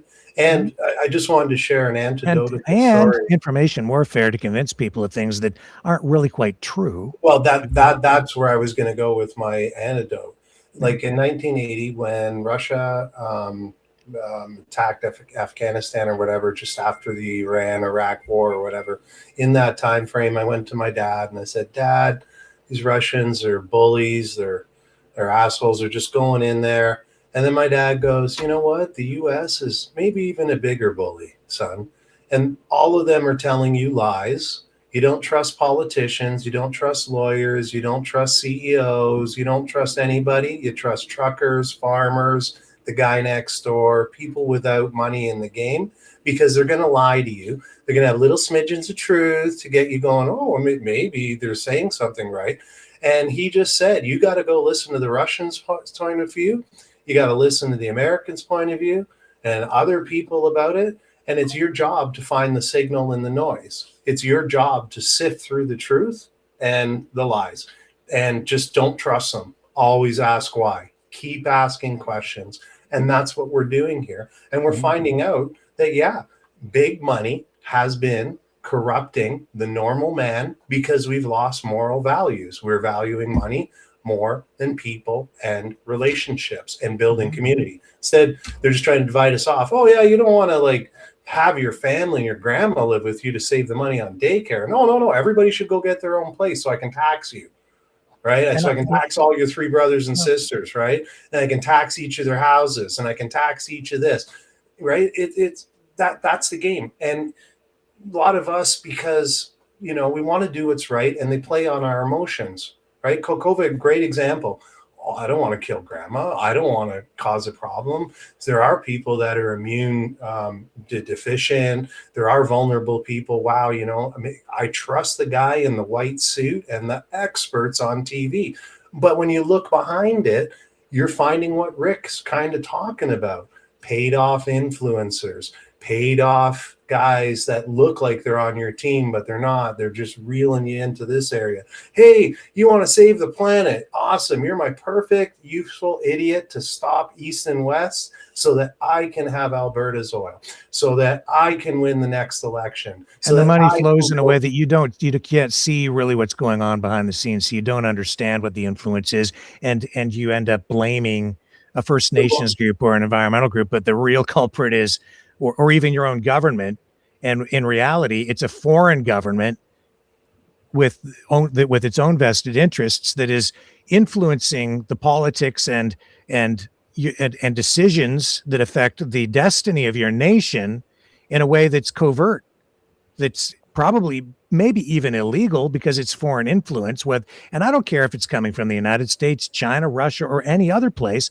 We as a nation, as a sovereign state, we should be allowed, like it's our right to decide our destiny as a community, as a nation, as a society, free of coercion from either a foreign government or even big foreign corporate interests, right? It's up to the people. Just a second. I'm losing power here. Oh, okay. And I can't seem to get it to charge up. So lovely conversation. Yeah. Thank you so much, guys. Bye, Angie. Bye, Michael. Bye, Rick. I have to go before I lose you guys. So okay, and just one last plug for your book. You go ahead. Guys, you can get Consequences on Amazon through Indigo, Books Million, Walmart apparently, through Whitewater. You can get it just about everywhere. It's now available in pretty much every language as well. Kobo, Apple Books, everywhere. Take a read. It is something totally different and not a total, what we expect out of a convoy book. It's going to make you think. So please read it and let me know what you think. Thank you, Bridget. Bridget Belton, the mother of the convoy, the originator. She's the OG convoyer, and she ain't a lib. What is OG? I don't know what OG original is. Gangster. Original gangster, OG. Pleasure to meet you. Peace out. All right. Thanks, bye, Bridget. guys. Yeah. All right. Just one last point. Here, one last point, Michael, and then I'm going to throw it over to you and just give the floor to you. But I think there's real merit in a lot of what I'm hearing out there when people are saying, and I've been saying this too, the United States is $30 trillion in debt. they need a way to not just pay that debt off, but do it in a way that that preserves the US dollar as maybe the world's reserve currency, or at least preserves the value of it. And because the US dollar is the petrodollar, because it was taken off the gold standard back in the 1970s, it's tied to the value of oil. And because Saudi Arabia, the agreement there has basically ended, where anybody purchasing oil from Saudi Arabia was supposed to buy it in US dollars only to prop up the value by creating demand on the world market for US dollars, greenbacks. Now that's gone. You've got de-dollarization happening, increasing competition for the US dollar from foreign currencies in Russia, China, India, list goes on. Trump's in trouble. Well, because the United States is in trouble economically, and you're seeing the desperation on the high seas with the seizing of the tankers. You're seeing it in Venezuela as they seize the oil, it's not right. And Alberta, all these people out there, as far as I'm concerned, and I know that you're kind of leaning towards separation, is what you say. I'm hoping I can sway you back to defend the country a little bit more, because as I watch the arguments being made, they're flawed. The numbers are skewed. They're not being really completely truthful with people out there about any of this, including the pension plan. I see the numbers that are just way off kilter. It's not true. And I've been to Texas. I've worked in Texas a bit as a journalist. I know what it's like down there. And this is really concerning to me, because the people of Alberta are being sold a bill of goods. They think they're going to get this great, I don't know, it's going to be like cash in time, like the money train, gold city. No, no, it's not, because it's not going to filter down to the regular person in the way that they think. It's going to be different, but it's not going to be much better, if any better at all. It might be a hell of a lot worse. Trump's not coming to Alberta to enrich everybody. He's coming to take your oil, take your shit. That's what he's coming to do. Just look at what they're doing in other countries. He doesn't have any respect for Canada. Angie, go ahead, because you've been. I was just going to say, I have to sneak out, so I apologize, because I know I've only been here half the time today, so I apologize. I just wanted to say, nice to meet you, Michael, and I apologize for sneaking out early, Rick. Give me your final thought. My final thought? I think you're making me think too much, honestly. Like your whole worldview, like even the fact that I'm still dumbfounded with the influencers taking money from businesses that are paying for people to go to the States. And so obviously the United States is all about oil. They are not about peace. And I think that just coincides with all of this that's happening. And I think I need to ask questions about you too, as it relates to this, just quickly. See, I'm a journalist, and you've done some journalism, but you're also on the marketing side. And so I kind of view you in that vein in a way, not that you're paying people off. I'm not saying that, but what I see out there is these influencers are not journalists. They're influencers. They're influencing people to get them to think a particular way. Right. Content creators is what I call them. They're because they're not influencing anyone. They're creating content for a specific mission. Usually that means to whatever, if, for example, in Rebel News, Rebel News is literally not taking the other side of the stories. We have a year of that right now in regards to the large birds from Africa farm. Right. So I think and I was trying to explain to the guy down in the States that influence actors, they have to say, hey, I'm getting paid by this now. I'm speaking on behalf of this product because it's product placement, because it's a sponsored, because it's a partnership, however it looks. So you actually have to notify that, right? Yeah. So I think, and that's where we're talking about ethics and authenticities. You don't get that until you get in trouble. You get in trouble once, and then you realize that you're under pressure. So for example, I think it was called Fire Island, that island that brought everyone, and they were having this amazing music fest. People bought VIP passes, and then all they got was like a cheese sandwich. Like this is what legit happened. And they brought the Jenners or Kardashians out there, and they went and they said, you got paid by this, you told people to go, you told people to. And so that's what it changed in the United States and Canada, that you have to say paid partnership, sponsored, or product placement by. And Are these guys doing that in the States? No. Like, is Trump doing that when he's doing things? Like, I just, and then we go back to, I don't know who to believe anymore. I'm taking information in. I try to do my own, looky-loo at the end of the day and see where it fits. But it's very hard because we've alienated, or I say the media has alienated us so far because they're paid influencers, content creators too. So then we're digging in the other area and trying to find truth. And, somewhere in there, then we have our confirmation bias. And then here we sit not knowing. Yeah. Yeah. One very last thing. People still warning me that I shouldn't trust you because you're setting me up for a hit job or something. And a bunch of people, some people think the whole thing about bringing you on and everybody else on over the last, week and a half or so about the ostrich farm is a big setup to discredit me. I don't know. All I can say is I like you. I'm trusting you because I like you and I think you're professional. And if it is a hit job and you've been recording all our private conversations and you're going to go and use those, first of all, they're supposed to be off the record. Secondly, the comment that I made about my mom today, that could be taken and twisted around to make it sound like I don't love my mom. And what I was really referring to is, I said it gets to be a little excessive sometimes. I was referring to her constantly saying, "Do you want something to eat?" And it is constant.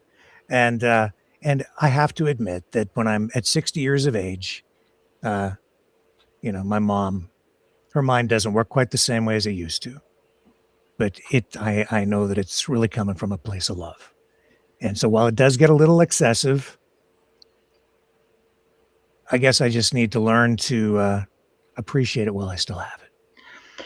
Right. Well, I'll just. So if you use that clip, just keep that in mind, okay? When you're doing your hit job on me. I haven't recorded any of our conversations. Okay. The people that are sharing that information with you have recorded all of mine.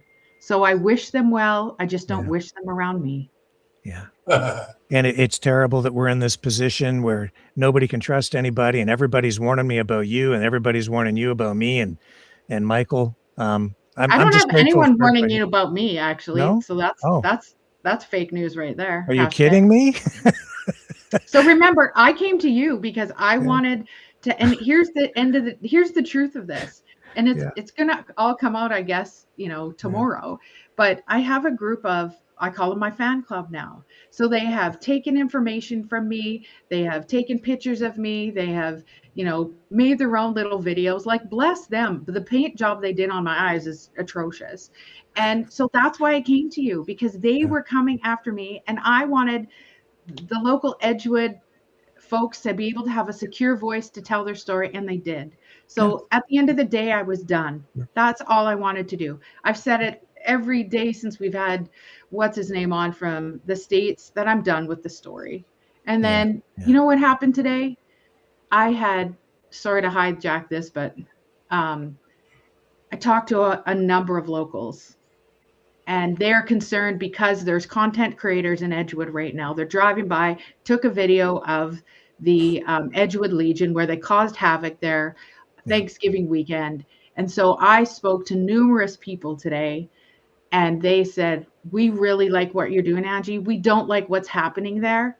We are going to speak up. And if you're done with it, you're done. And we appreciate it. We love you, all the things. And so with these influencers in town, I thought, well, frick, there's no other voice there. So I called my dad and I said, are you okay if I go back and I talk about this freaking large bird from Africa catastrophe again? And what my dad said, he's like, the more you talk about it, the more someone's going to send them $1. So be cautious. Mm-hmm. So that's what they're out there for. Yeah, the birds are gone. That's exactly what they're out there for. The birds are gone. So you can't tell me at this point that this is still about those birds. And so the argument that I don't like what's going on at the farm, and I don't like the COVID research, and I don't like this, and I don't like that, and I don't even like Katie, but I care about those birds. Well, that's done. Those birds are gone. So if you're still going on about it, there's something else going on. Totally. Right. So like I said before, What's the answer? So what? So what? I agree. So thank you for having me on. I appreciate it. And thanks. Nice to meet you, Michael. Pleasure is Thanks, all mine. Angie. If you ever come to the Pete. Okanagan Valley, Yeah. look me up. Oh, we might be. When's the next time you're out there, hon? End of May. End of May, maybe. I was able to go out to Victoria and Vancouver last year. I hop on a plane and I stay in the room with her while she works, and I go visit people.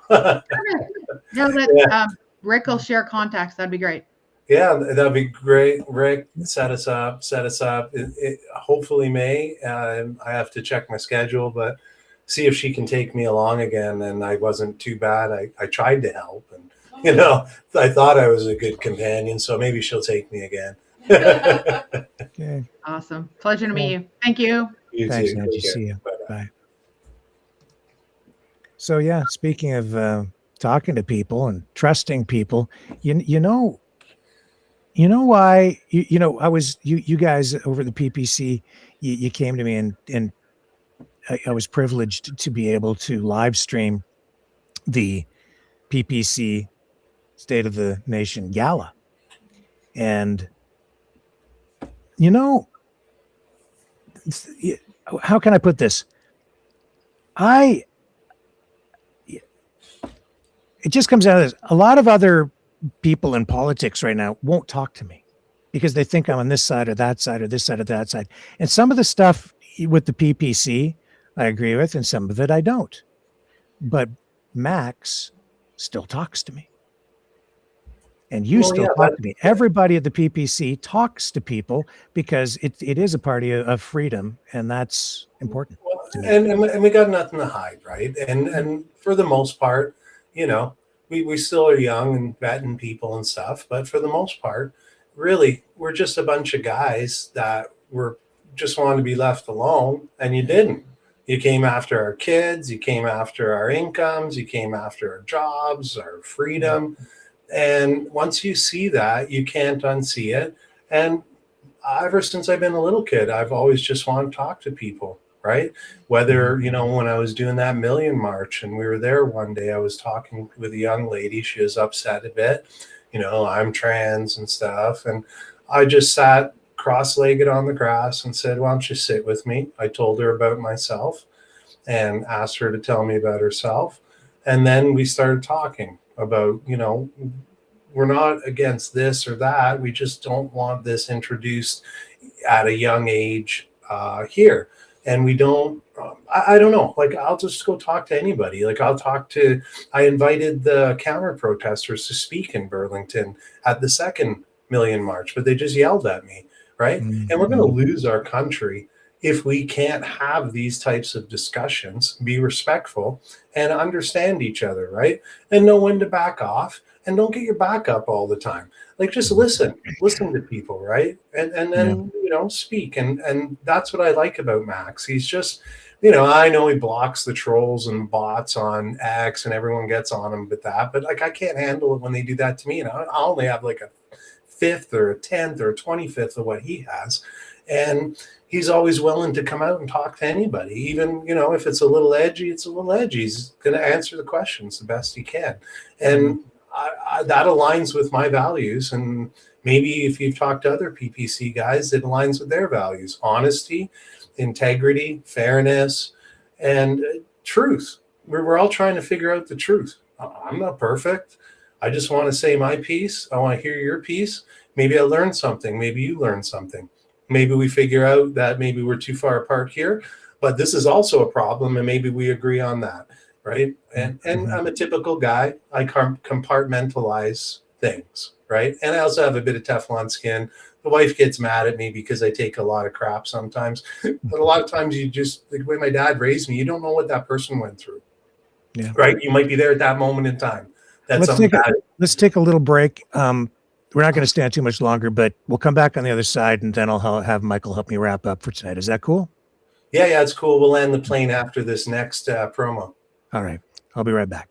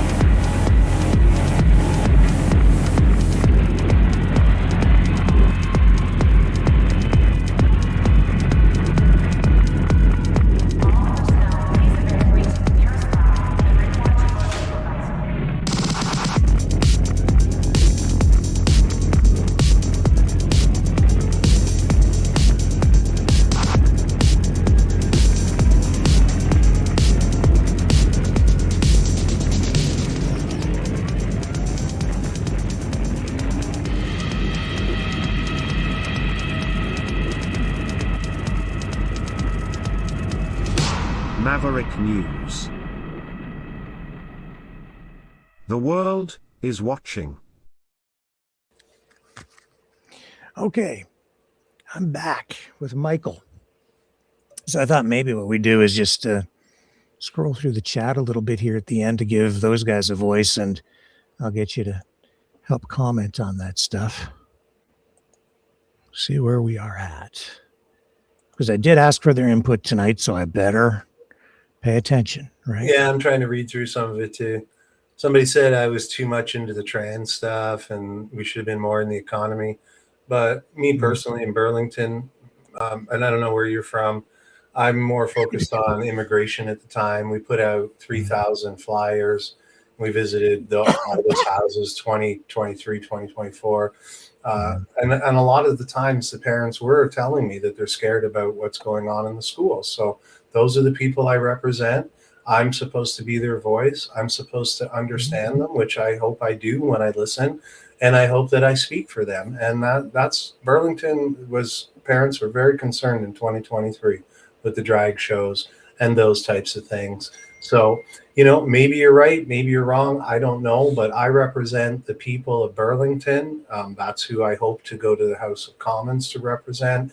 And that was a really big issue with them, the crime, the over-congesting. And now when I talk to people, especially this last election, it's cost of living. And you're right, it's the election. It's the printing of money in my perspective. I think the immigration is causing problems to our economy. The foreign spending on programs like DEI or SOGI or anti-hate this, anti-hate that, which just really drives the hate. So duly noted to that gentleman. Is there any other comments here that strike you? Well, I've just got some up on the screen here, so let me flip viewers maybe whatever's kind of popping up on the screen. So Lori was in here. I see. What do we have? Yeah. So with regard to the donations and payments, and so she says, you work hard to produce this program every night, so don't feel guilty about being paid for your work. True. Yeah. As long as you're not trying to buy something other than you speaking your mind and being honest, expressing your opinions or the facts. So yeah, and I will say this, like I will certainly send David, who's been donating his money. We have albums of music that we've been producing, and I'll send the most recent collection to him, which we do send as thank yous. Heck, if you give me your address, I'll send you a couple of Maverick shirts too. Hey, you still haven't sent me my shirt. What the hell? Like maybe, yeah. If we can win him, if we can win him over and make him a Maverick, then that would be a good thing too. That's the whole point of this, is to try and win people over with the truth, right? Yeah. And freedom of speech, real journalism. I'm Gen X and proud of it. Me too, dude. I'm very proud to be Gen X. No helmets, riding bikes, go out until the lights come on, drinking out of a hose. Gen X knows how to get it done. Just saying. So I don't mean to chop the burner there, but I'm a Gen Xer. I really like the 80s, right? You might have got a taste of it as well. Lori says Trump is the best president since Jimmy Carter. Happy days are here again, and I clearly she's being sarcastic. Definitely, Jimmy. As nice a guy as you appeared, your decisions were very bad, very bad. Yeah, and I like Jimmy Carter, but I remember even as a kid, I remember how rough it was back then. Somebody says, "Oh, Lori, don't stir the TDS." Loving $37 steaks and $18 coffee. Yeah. Oh, yeah. Speaking of that, so I just go out to get some, go out to get a couple of combos, right? So the Harveys and the Swiss Chalets together, it's like $38, dude. Yeah. Like, what the hell, man? So the guy working $30 an hour has to work an hour to go get him and his girlfriend a combo, like. I don't know. I I don't eat at restaurants anymore. Very rarely. The other day when I did take my dad out after his hip operation, he's starting to get out a little bit now, and we went to Arby's, and we didn't even get French fries for crying out loud, and it was like, I don't know, it was like about $26. Oh, it's ridiculous. Hey, I'm a smoker. Well, I don't smoke a lot. I'm kind of like a couple a day or something. But Laurie Spencer, dumb American question: how much does a pack of Marlboros cost in Canada? Well, I'll let you know that shit in Canada with regards to cigarettes is way overpriced. It's $20 to $25 a pack, unless you go out and you go to the reserve. Then you can get cartons for $16 to $20 to $52, etc. My wife's son, he loves the Marlboros. So thanks a lot for that question. Brings back good memories. Going on my honeymoon with my honey in Florida there, smoking Marleys. Mm-hmm. Yeah, I don't smoke, thank God. No thanks. Well, it's probably a good thing. My dad quit at 50, and it's probably a good thing. It's my little vice. I have a couple of vices. Hopefully not too many. Lori's dominating the chat with intelligence. So she says Americans are, that's why I'm reading her stuff. Americans are so lucky to get a piece of chicken, a piece of broccoli, and a corn tortilla for only $3. Yeah. Well, it's not that cheap. Okay. Just was in Florida on the honeymoon at our friend's place. And we went shopping. We're in a tourist place, so maybe it's a little more. But when I went down to the States the last time before that, there was a distinct difference between the cost of living. But in the particular place in Florida, I think it was Lauderdale by the Sea or something, we went shopping because we had, a kitchen and stuff. And I like to just chill with my wife and have a good meal and watch the ocean and nobody bug me. So we did that, and it wasn't that cheap. Honey, anything to say about that? Like the cost of living? People are saying it's because it's a tourist area. Okay, so a tourist area. To be clear, the last time you were in the States was something like 25, 30 years ago.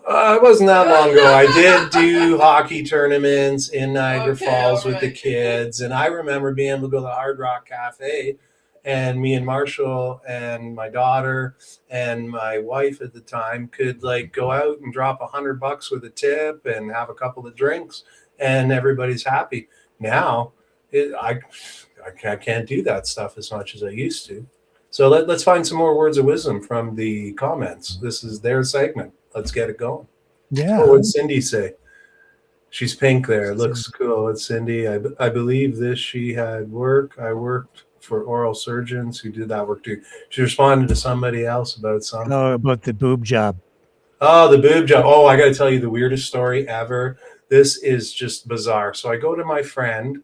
Her mom had died, and this is with my ex-wife, and we're all down, in the little reception thing downstairs, and one of the ladies got a boob job, and everybody's talking about it. It's like, oh, even my wife's like, hey, look, she just got a boob job. And then the girl's going, hey, you want to feel them and stuff? And I'm like, oh, what the heck? Yeah, go feel it, Mike. I'm like, we're at a funeral. It doesn't feel right. You're my wife. I don't know. But it was just, I wonder if these girls are doing that too when she walks in. They're all like, hey, look, here, feel them. They feel real. It was the most bizarre thing I've ever experienced. Maybe it was because of the grief. Everybody needed a good, get out of the sadness of it. But that's my experience with boob jobs. So what were people saying about how they feel? Did they say they feel real good, or? I don't know. She was all happy that she had her boob job, and everyone else was really happy for her. And I'm just sitting here super wicked uncomfortable with my wife at a funeral in the basement there with the coffee and the donuts going, is this for real? Like, am I really here? Is this the conversation we're having? So I don't know. That's all I know about boob jobs. Mm. Oh, Money for Charity says, considering defamation. So I'd say that's a threat. Okay. Yeah. I think I'm going to sue Rick. Okay. For what? What do you guys think? That's nice. Joking. I've never sued anyone. Oh, man. For crying out loud. I just wish she could just be nice and we could be friends and all would be well, but I don't know. Yeah, I don't know. I really like what Cindy's talking about, and the other lovely lady there. She was About the boob job. well. That was interesting. That Yeah. was Lori's comment there. I like the cigarettes. I know some about that. OPEC sets the prices and demands not from Trump. Well, that's an interesting from Wood Fantastic there. Basically, I think because there's other things at play too, right? Like geopolitics and Russia and China trying to get in, just like we're trying to get in on Taiwan. There's all these games they play. And I think one of the things is by going after Venezuela, it hurts OPEC a bit for setting prices because they're taking a player out of the game potentially, right? So that's an interesting comment, and it is true they did set it. That's Rick. You said the 70s we were destroyed, right? That was OPEC, right? So great point there. Yeah. Lori says, but Trump said Venezuela stole the oil from us. Isn't that why we invaded Venezuela?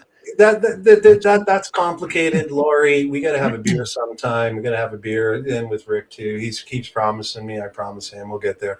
But they basically what happened is they nationalized it, right? So Americans go in. They're like, hey, we're going to build infrastructure and do all this stuff.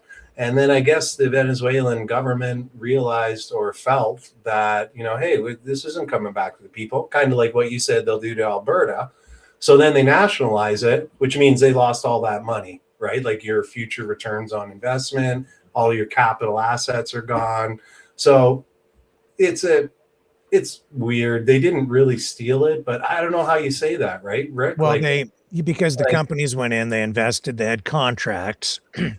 Then the Venezuelan government kicked them out. The oil companies took them to court, essentially, where these kinds of disputes are supposed to be resolved or settled. And the courts settled or ruled in favor of the oil companies, but not all of the money has been, some compensation has been provided, but not to the level that the oil companies are satisfied with. So that is what Trump is basing his comment on, that the oil has been stolen from the oil companies. And you know what else is really interesting? I saw a clip with him and all the oil execs talking about it, and he's like, oh yeah, Bob from Sitcom or Exxon or whatever. Yeah, how much did you guys lose? Yeah. All right, but you're gonna invest, right? Yeah, we're like, it was just really weird. It's almost like he's like they're looking at it going, it's not that profitable for us to do. And he's like, oh yeah, sure it is. You got to go in there and get your money back. So it was a really, I don't know how to take that comment, but while we're on oil, I thought I'd mention it. Well, I mentioned this last night. The oil companies, I think, understand better than Trump does that it isn't that simple. It's not as simple as Trump thinks, because of the way he has done this, there's going to be pushback. And when these oil companies go in and start to rebuild the infrastructure and run those oil refineries or the wells, right? They're going to be attacked. This is what's happened in other countries under similar circumstances. Some of the locals, for political reasons, you're going to have sabotage. You're going to have attacks, guerrilla style warfare going on against the companies as they try to conduct their affairs in there and run those facilities. So you mark my words, there will be people killed, and it's going to be dangerous work for any Americans who go down there to do it. And even for Venezuelans who go to work for those companies, they'll be targeted too by some of these folks. So it's definitely not going to be a stable situation unless somehow you can. The only way situations like this ever work properly is to have a good deal, and a good deal is usually where it's mutually beneficial, where both parties feel that they're getting worth out of it for what they put in. They're getting something back. If it's one-sided, you're going to have guerrillas. You're going to have everything go crazy. He should pull they should take a page out of Ford's book and pay them really well. Like, you know what I mean? Like, create like other wealth. Let them have some of that wealth circulate into their economy instead of siphoning it out. If they do that, it might be better. I don't know. Who else has got a question here? Good question. Good question. Who has a question? Well, somebody scroll up a bit. Somebody had said that Prince Rupert is up in arms, and I don't know what that was about, but it got cut off.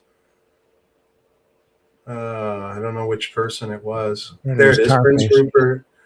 Prince Rupert, Tarface. So what is that? Can you enlighten me on that? I don't know all the details. We could Google it, I suppose. Prince Rupert is up in arms, and it's First Nations. They don't want the pipeline. And I'm sure that is true. Again, opposition. Again, big corporations have a bad rap of exploiting workers and resources and not giving shit about environments and concerns of the locals.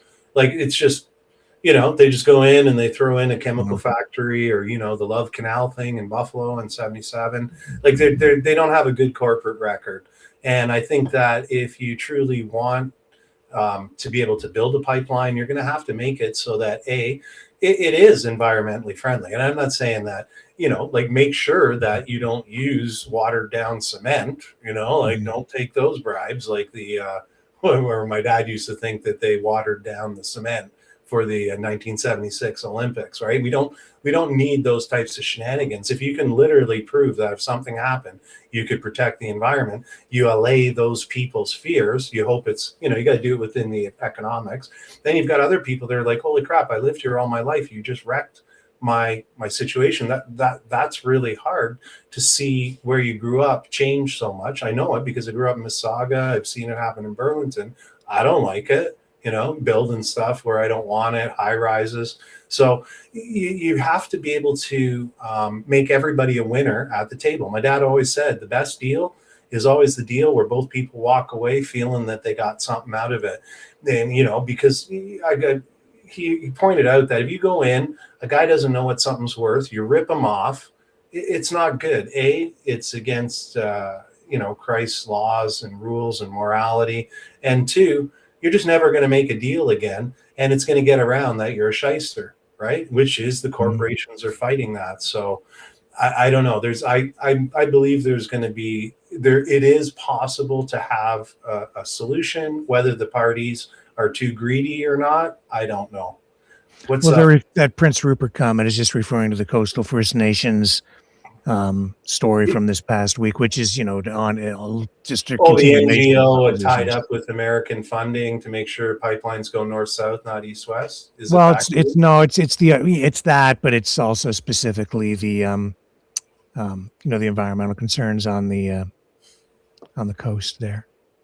Well, here's my thing with the coast, right? Like, and I'm not sure where they are. I don't know enough about it, but like, I do know that from Alaskan port, oil goes within 50 miles or 20 miles of Vancouver Island and all those areas. It's just cruising on the outside. So what's the difference? The oil's flowing down in tankers. Why don't you have tankers, right? Like, it just doesn't make sense, right? You're already supposedly in jeopardy because you have tankers, and yet there's just tankers going back forth like a highway, right? Going into Seattle. Like, it's right next door. It's right there. If there was a spill, it would end up spilling there as well.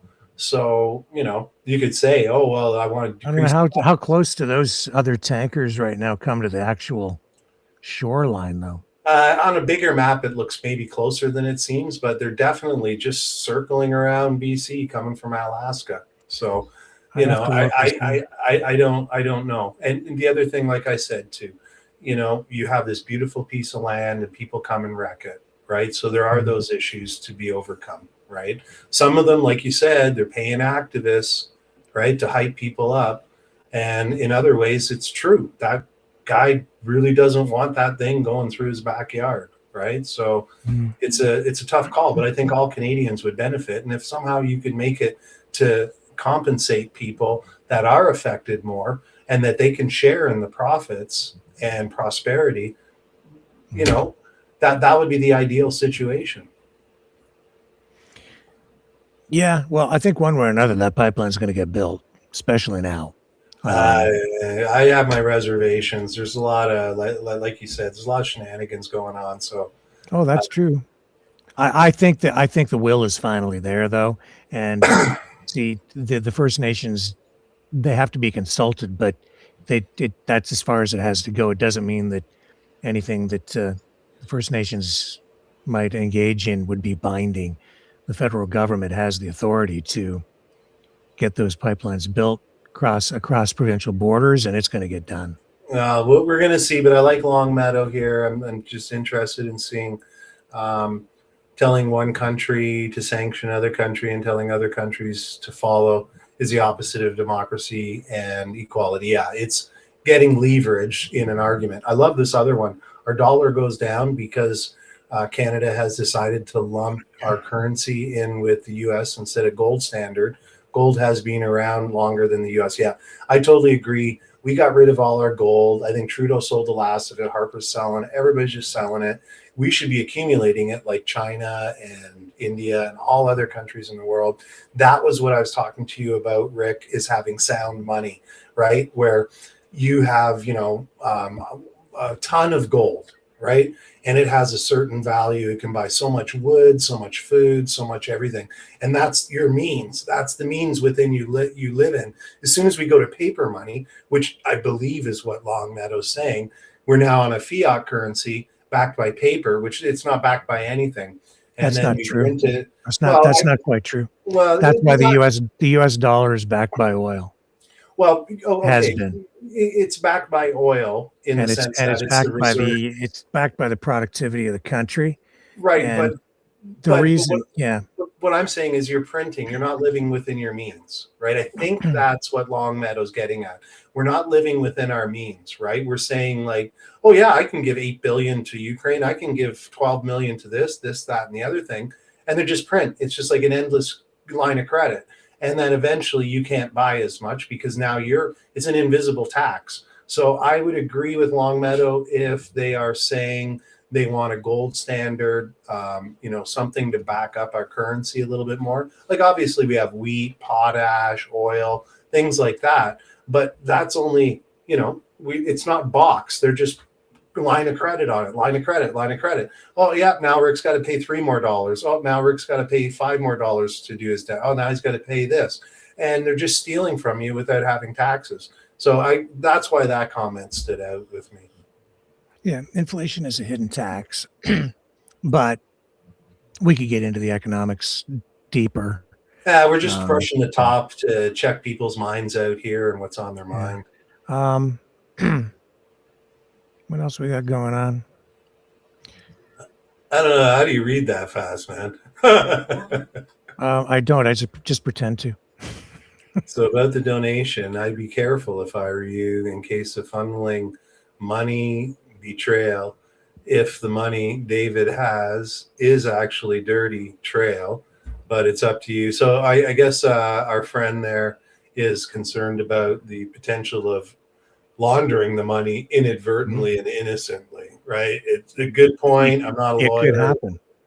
Not a lawyer. Good point. I think the money came from the Y-tiers he associates with, like the pleb or Jasper. I don't understand that comment from Tarface, do you? I think his money came from the YouTubers that he associates with, like the pleb and Jasper. That's Mr. Sunshine Baby. I'm sure you've seen those guys. Oh yeah. And actually, they're in the picture that I put up of him with some of those influencers. Yeah, I recognize pleb. Pleb. Not that I follow him a lot, but I've seen him a couple times. Yeah, I don't. It's just the bromance with Pierre kind of. I lost the map a bit there on that. Yeah. So what else we got? I think you should keep the money, Rick. You deserve it. You do a job. It wasn't that he changed where the show was going. You still have integrity. Yeah, you know what? Taking a donation for what you're doing, there's nothing wrong with that, right? Because you're supporting something you believe in. If they like your show, you're providing the entertainment, you're giving them what they want, two sides of a story, trying to put it together. And if that's what they like, then you should take the money, right? Just like me in Burlington, I'm out there knocking on doors, I'm setting up stuff, I'm meeting people, planning events. And a lot of guys like that, right? They compliment me on the fact that I'm always there when they need them, right? If they're a delegation at the city hall, or whether it's a drag queen thing or whatever it is, you know, they like that. They're not telling me what to do. They just like what I'm doing, and they gave me the money. So, and I got to keep doing that, you know, keep earning it. Is that? I think that's a donation of $25 from Lindy Biggs, right there. Hey, Lindy Biggs, thank you so I much. think that's a donation. I'm not sure if. Thank you, Lindy. She's donated before. She deserves to be thanked. Well, we'll thank her twice then. I think it's pretty nice. Yeah. I like you, Rick, too. We don't agree on a lot of stuff, but we know when to kind of, you know, move on to the next topic and or kind of respectfully go through the points. So I really appreciate that. I think she does too. I love having you on here because we always have good conversations. And I read a story where a guy. okay, that dude, long Meadow. We got to invite her to the beer party or the signing, right? Because that's just classic. I love having a good smile. And ask the question, Rick. Hit 1 to return. Hit 2 to keep the money. Listen to your gut. Yeah. I'm always saying, listen to your gut. Listen to your gut. Don't second guess it. It's almost always right. Hey, don't go down that alley. Well, maybe you shouldn't go down that alley. Well, you see, the money's already having an influence over the program, because here we are talking about the money. For every action, there's some sort of reaction, and this, we're talking about the money. We're talking about him again. So it's influencing what we do. Yeah, well, you know, you get people, counter protesters at some of the rallies I've had. So, I mean, everybody has I think everybody has a right to speak their voice and stuff, you know, politely, respectfully. And I might not agree with it, but I'll fight to have you say it. Yeah. And I think we're near the end of the chats here. Sending you a hug of support at Cindy0904. Isn't that nice? See what a great. You got to invite her too. You got to invite her too. She's got to come give you the hug, and for real. My gosh, I was so abused by wealthy men who did so much plastic surgery on me. I did not have a boob job. They did nothing but cause me pain. Well, I mean, I don't know, Cindy. I judge girls primarily, or people in general, by their character, right? Like, I mean, I've had girlfriends that have been my friend at work for, you know, go bowling after the shift or something, go over to buddy's place, and then one day just realize they're such an amazing person. They look beautiful, right? And I've also had the girl that everyone's kind of drooling over, and you walk into the party, and a month later, I can't handle it, because I can't handle their character, their moral values, what they believe in, or how they conduct themselves. So I think you should just do you. And I think that's the best thing, is to be true to yourself there, Cindy. Sorry to hear that. And Lori has the final comment so far. Oh, there's Lindy. So Lori said if TV networks declined advertising revenue from companies they find distasteful, they'd go out of business. That's true. And Lindy says she thought you were talking about her surgery. You were talking about Tamara. That I don't get. I miss that. Well, the word on the street, true or not, and please, you know, I don't know if it's true. I'm just repeating what's already been said on the program, so the damage is done, and it was done before this program because people are talking about it everywhere. That is that Tamara Litch from the Freedom Convoy took money, is the allegation, and from the convoy, and got a boob job and a new truck.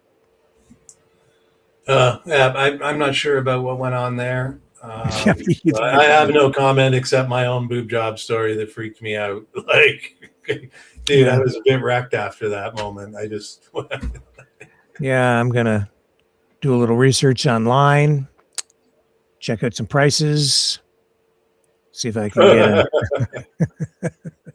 now that I've got the funds.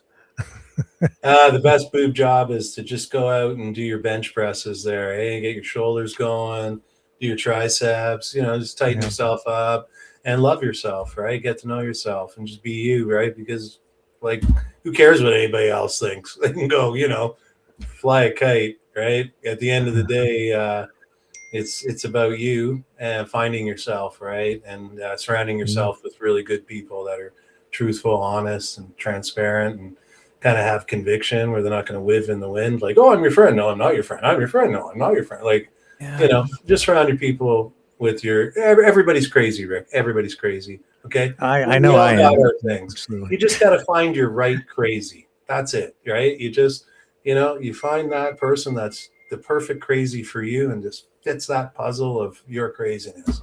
That's how I try to live anyways. Oh, you know what? Okay. So just 2 more comments and then I'm going to bring up something else, even though I promised. So Lori says, remember the Huntley Brinkley report was brought to you by Gulf Oil, and the CBS News was brought to you by Tang.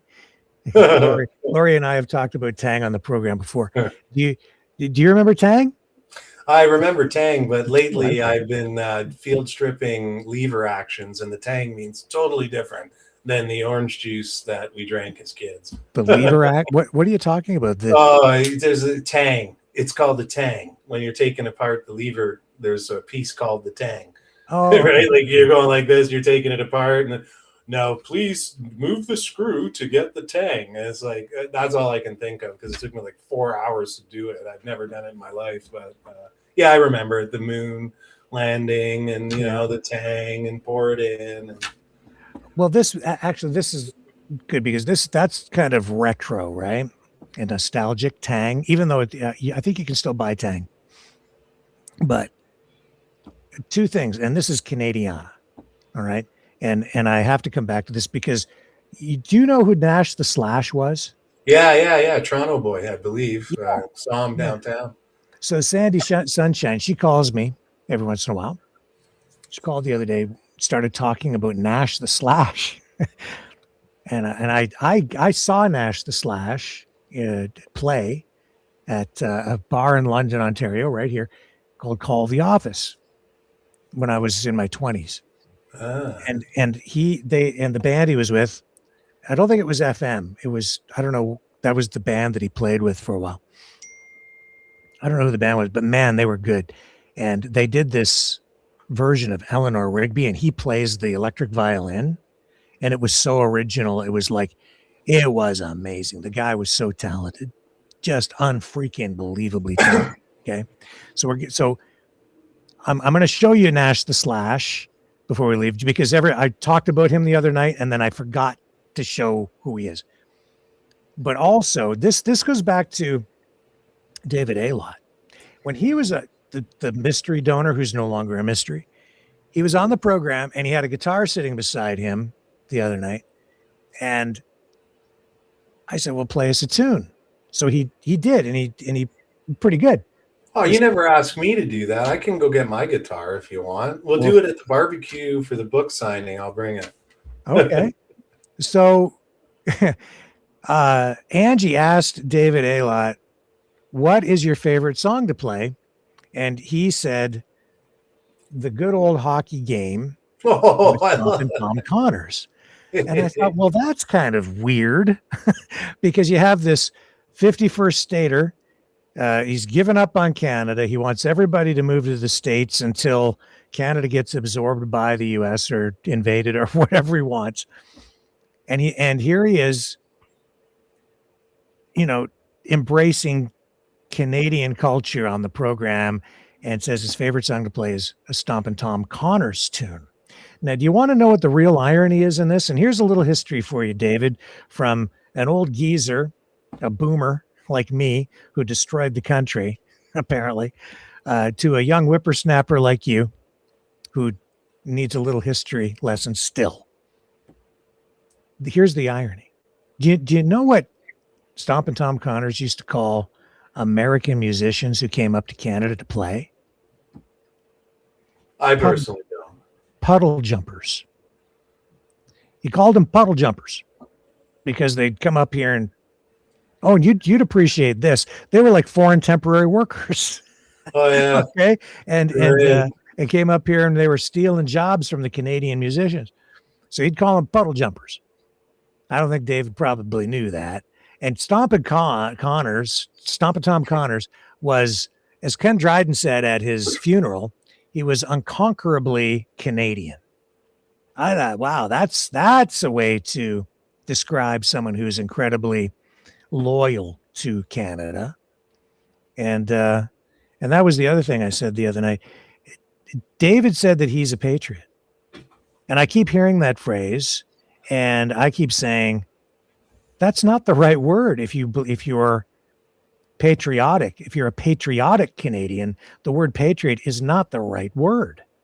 That's an American term. People get confused up here because we're so bombarded with U.S. culture and media.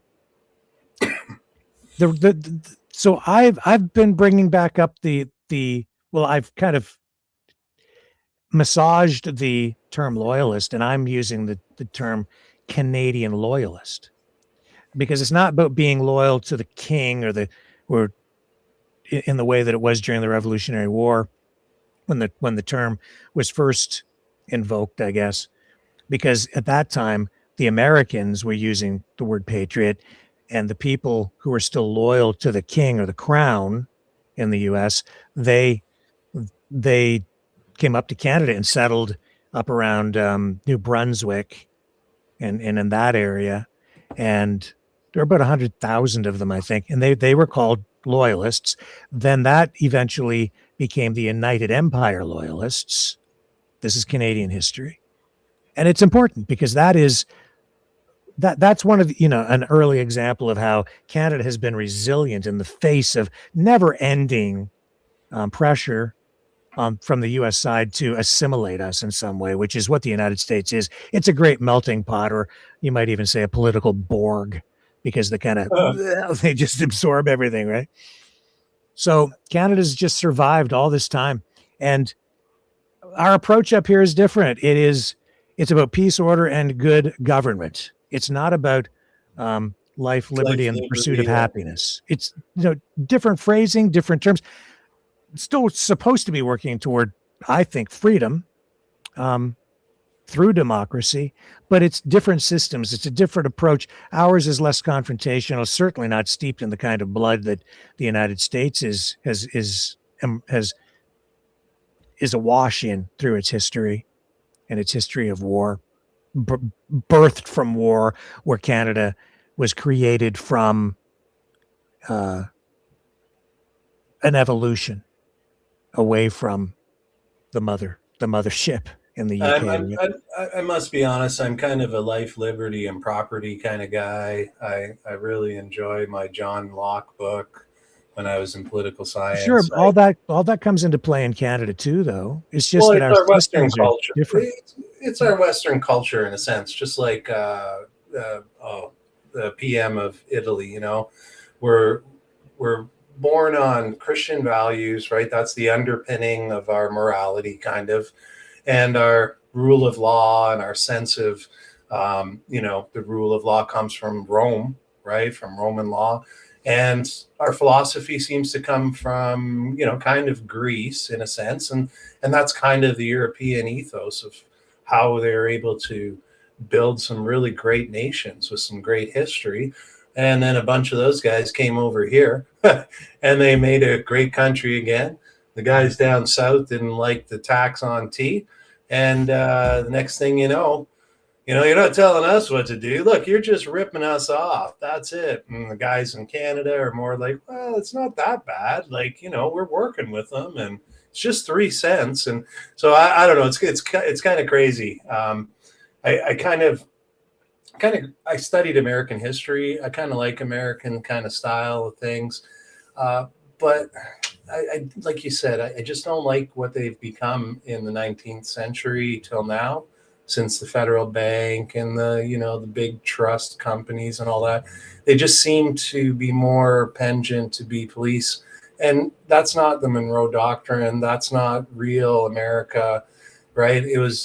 They had no income tax. We had no income tax. They had no federal, reserve. And I don't know. I think just things ever since then, I would probably blame it more on bankers and the movement of money and stuff. And, and like you said, influencing the culture with money.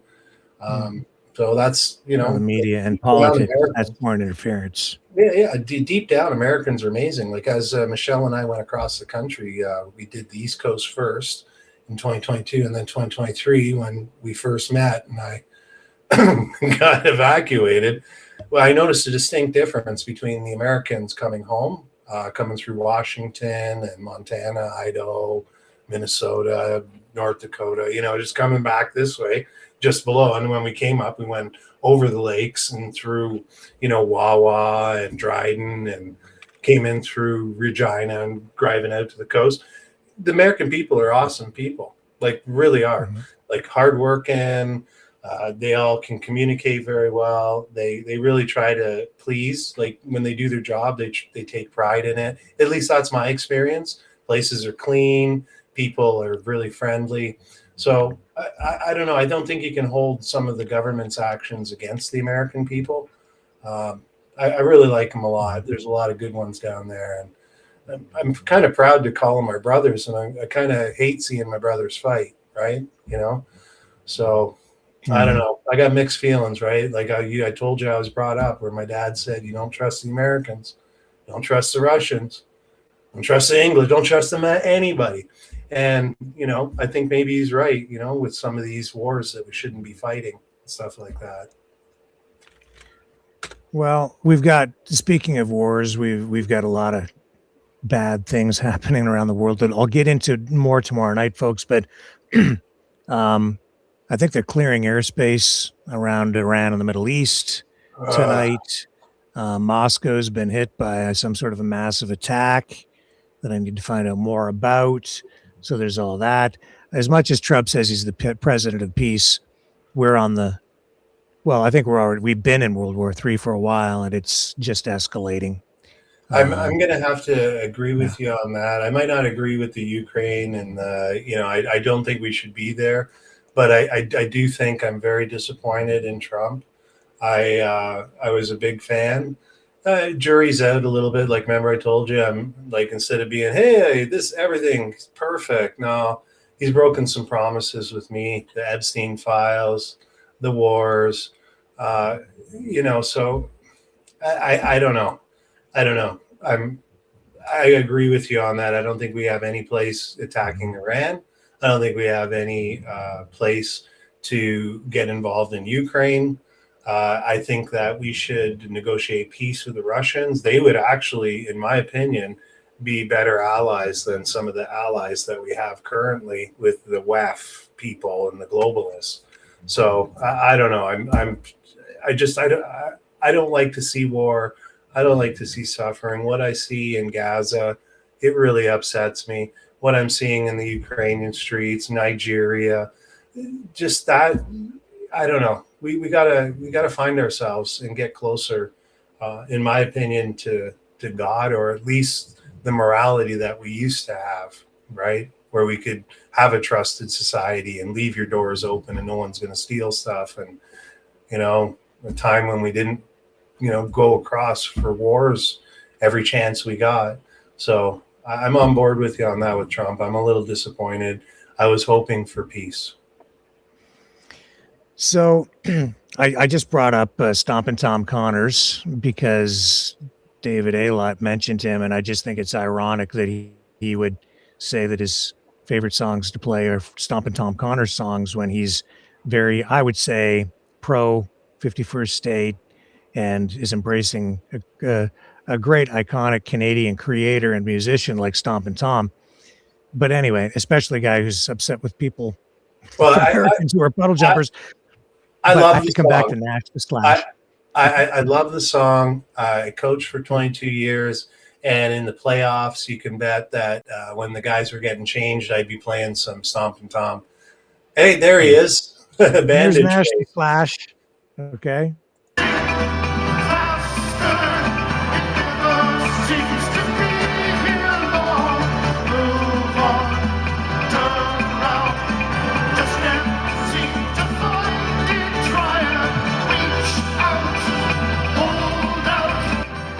So he totally independent. I don't think he ever got he never got a major record deal. No. And but of course he would wear those bandages, and I'm going to show you more about him in a moment. But Sandy Sunshine, one of our regular viewers, she thinks that he is the same person as the unknown comic on the Gong Show, and I was like, I don't know about that. Hey, you never know. I don't think so. And I looked it up, and I haven't found any reference to that. But here's the thing. How are we supposed to know? Because the unknown comic is unknown. And have you ever seen the unknown comic and Nash the Slash in the same place at the same time? Yeah, see, she might be onto something. I don't know. She could I be. don't know. Anyway, here's a little more on Nash the Slash before we wrap up tonight. And I'm going to play something from Nash the Slash at the end here, because I promised to do something on Nash the Slash, and I just didn't get to it the other night. So we've kind of segued into this. Let me see if I can get it up. Here we go. Okay. So he's no longer with us. He passed on a few years ago. So I have this report. So that for those of you who don't know who Nash the Slash was, now you're about to find out. The Canadian experimental artist was best known by appearing on stage with surgical bandages covering up his face. He retired from the music industry 2 years ago. In 1976, he was co-founder of the musical outfit called FM. He appeared on their first album, which was called Black Noise. He later rejoined the band in 1983 and stayed the member until 1996. As a solo artist, his most well-known album was called Decomposing. It was rather unusual, because it was designed to play at any speed. Announcing his retirement in 2012, Kluman said, "I'm proud of my remarkable 40-year career in the music biz with no hit records. As an independent artist without management, major label support or any grants whatsoever, I toured internationally and accomplished so much. I was unique on stage and on my recordings. I refuse to be slick and artificial." He has sadly passed on. Nash the Slash. So that was, my goodness, I hadn't thought of him in so long. That was, let me just go back to that. That was 11 years ago, that report. So 11, 12, 13, 14 years ago, he passed away. And he did do that experimental album, Decomposing. We talk about creative, right? Like this stuff is pretty original. So I thought we'd play a little bit of Decomposing at the end of the broadcast here tonight. I hope we don't get a copyright strike, because I don't know if this stuff is going to trigger that or not. But you're supposed to be able to play this at any speed. So, and just for, I don't know if you guys are aware. Did you know, Michael, that that on a turntable, the speeds that you have, 16, 33 and a third, and 45 RPM, right? Revolutions per minute. Did you know there's exactly one octave from one to the next to the next? Oh, that I didn't know. Yeah. So here's a little bit of Rick Walker trivia. So when I was in college and I was learning radio production, I went into the studio there, and I took my guitar in, and I've done this many times since, but I made Chipmunks music. Right? So I would sing with a voice, and then you speed that up to the next. That's how they do the Chipmunks, right? So you recorded it like 33 and a third on a reel to reel. It's the same thing on a reel to reel. So you record it, and then you go the next speed up, and it's exactly one octave. So you can play, and it'll match because it's exactly one octave. So I was making Chipmunks music when there was studio time available at the college. Oh, dude, I would have been recording my own originals, and Yeah. you're doing that. I don't know. The thing is, back in those days, of course, I was trying to, impress the ladies, right? So I did try making some tunes for some of the ladies that I had eyes for, but it didn't really work for me. I guess because they just didn't find the appeal in the Chipmunks tunes. I wasn't studly enough for 'em.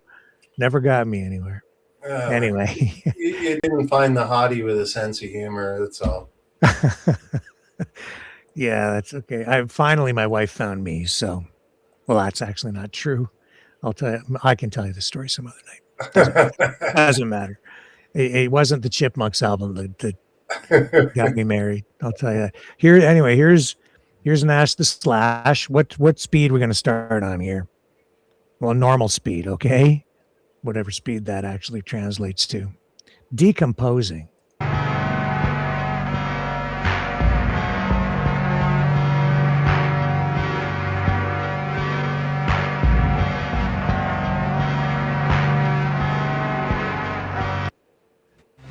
Oops. Hang on a minute here. Dude. I don't want a commercial. We got to get rid of that so we can listen to Decomposing. Hang on. We'll come back to it. Everybody's getting paid. And here I am worried about, I used to worry about taking a donut at news conferences. Now I can't afford a donut.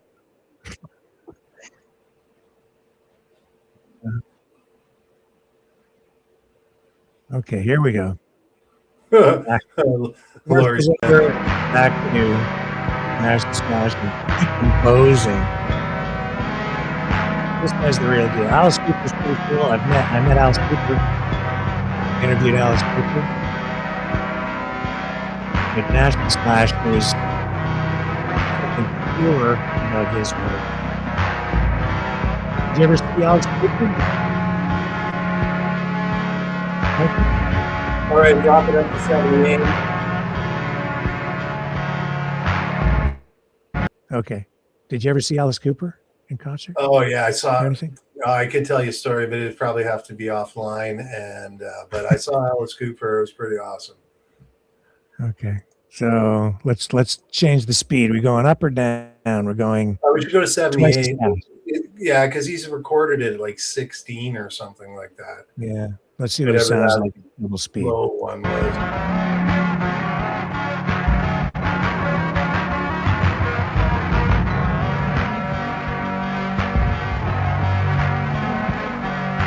Weird. Weird.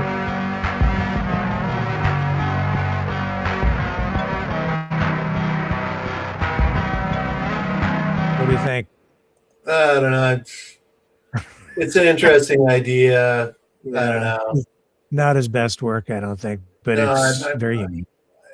That's the way I feel on a Monday morning, the way that music sounds before I had a coffee. I don't have premium, so I can't play the that's how you feel on a Monday morning.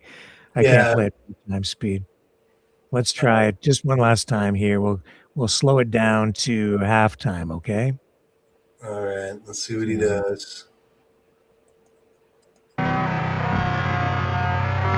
How's the same?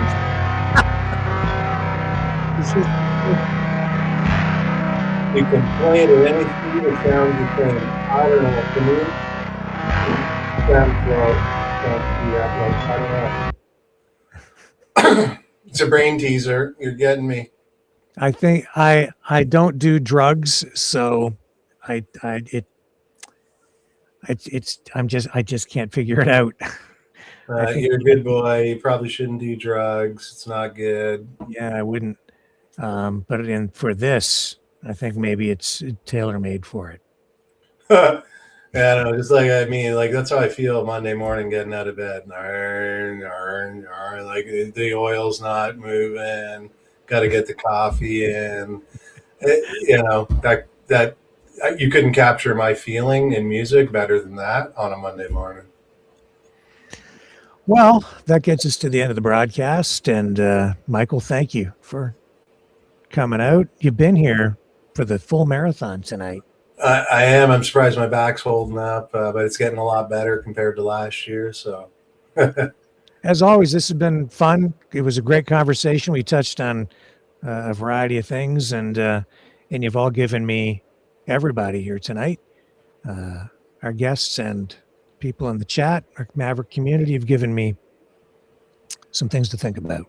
Well, and I think the biggest lesson is that we need the book signing. You need to invite me, Laurie Spencer, a few other people, and we can have some burgers, beer, and get a great book. I think that's the moral of the story there for me. I got to get out there to that Chatham area. So I need a closing tune for tonight, and it's not going to be Nash the / Decomposing, because it's a little too weird. Yeah, how about Paradise City by Guns N' Roses? That's pretty. Well, that would be a copyright thing. So we have our own original tunes that we play here. So I'll give you choices. You can either have, I'll give you three options. You can have Orange Orangutan, or you can have, what else do we have on the list here? Well, is Orange Orangutan like Ted Nugent? Wango Tango? Is it got, that I'm looking for a bit of energy, had a lot of fun. It's got energy. It's all about Donald Trump. Oh, wow. I got mixed feelings about him, so I'll probably do the ups and downs on the words. Yeah. You want Orange Orangutan? Yeah, let's do it. Let's all right, here we go. A little spin. All right, guys. Love y'all. See you tomorrow night, 7 p.m. Eastern. Thanks tons. Shout out to Laurie Spencer and the gang there, Long Feather. Great comments, guys. Pleasure. On the flip side.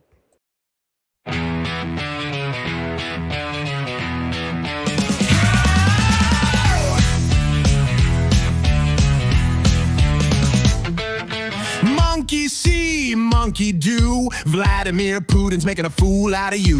Once a deal maker, now just a shouter. Used to shake hands, now it's all about power. You turn your back on your friends and your allies too. You betrayed the spirit of the red, white, and blue. Oh, orange orangutan man, swinging through the world with a heavy hand. Tearing up treaties, slapping on tariffs. Throwing tantrums like a billionaire sheriff. Dial it down, don't stop it, man. You beast, you critter.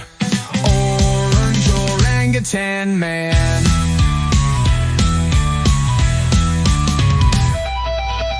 Donald Trump 1.0 had a plan. Now Donald J. Trump 2.0's a wrecking man. Used to make deals, now you just sneer. Ruling through fear, grinning ear to ear. Canada's not for sale, Greenland ain't yours. Gaza's not a playground, quit making wars. Bluffing and puffing with the wig on tight. Acting like a boss, but you lost the fight. The art of the deal, man, that ship sunk. Now it's all about rage and a nuclear funk.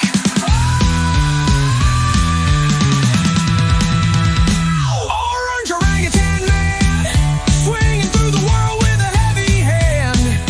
Tearing up treaties, slapping on tariffs. Throwing tantrums like a billionaire sheriff. Dial it down, don't stop it, man. You beast, you critter. Orange orangutan man. You're fired. No, you're just bananas.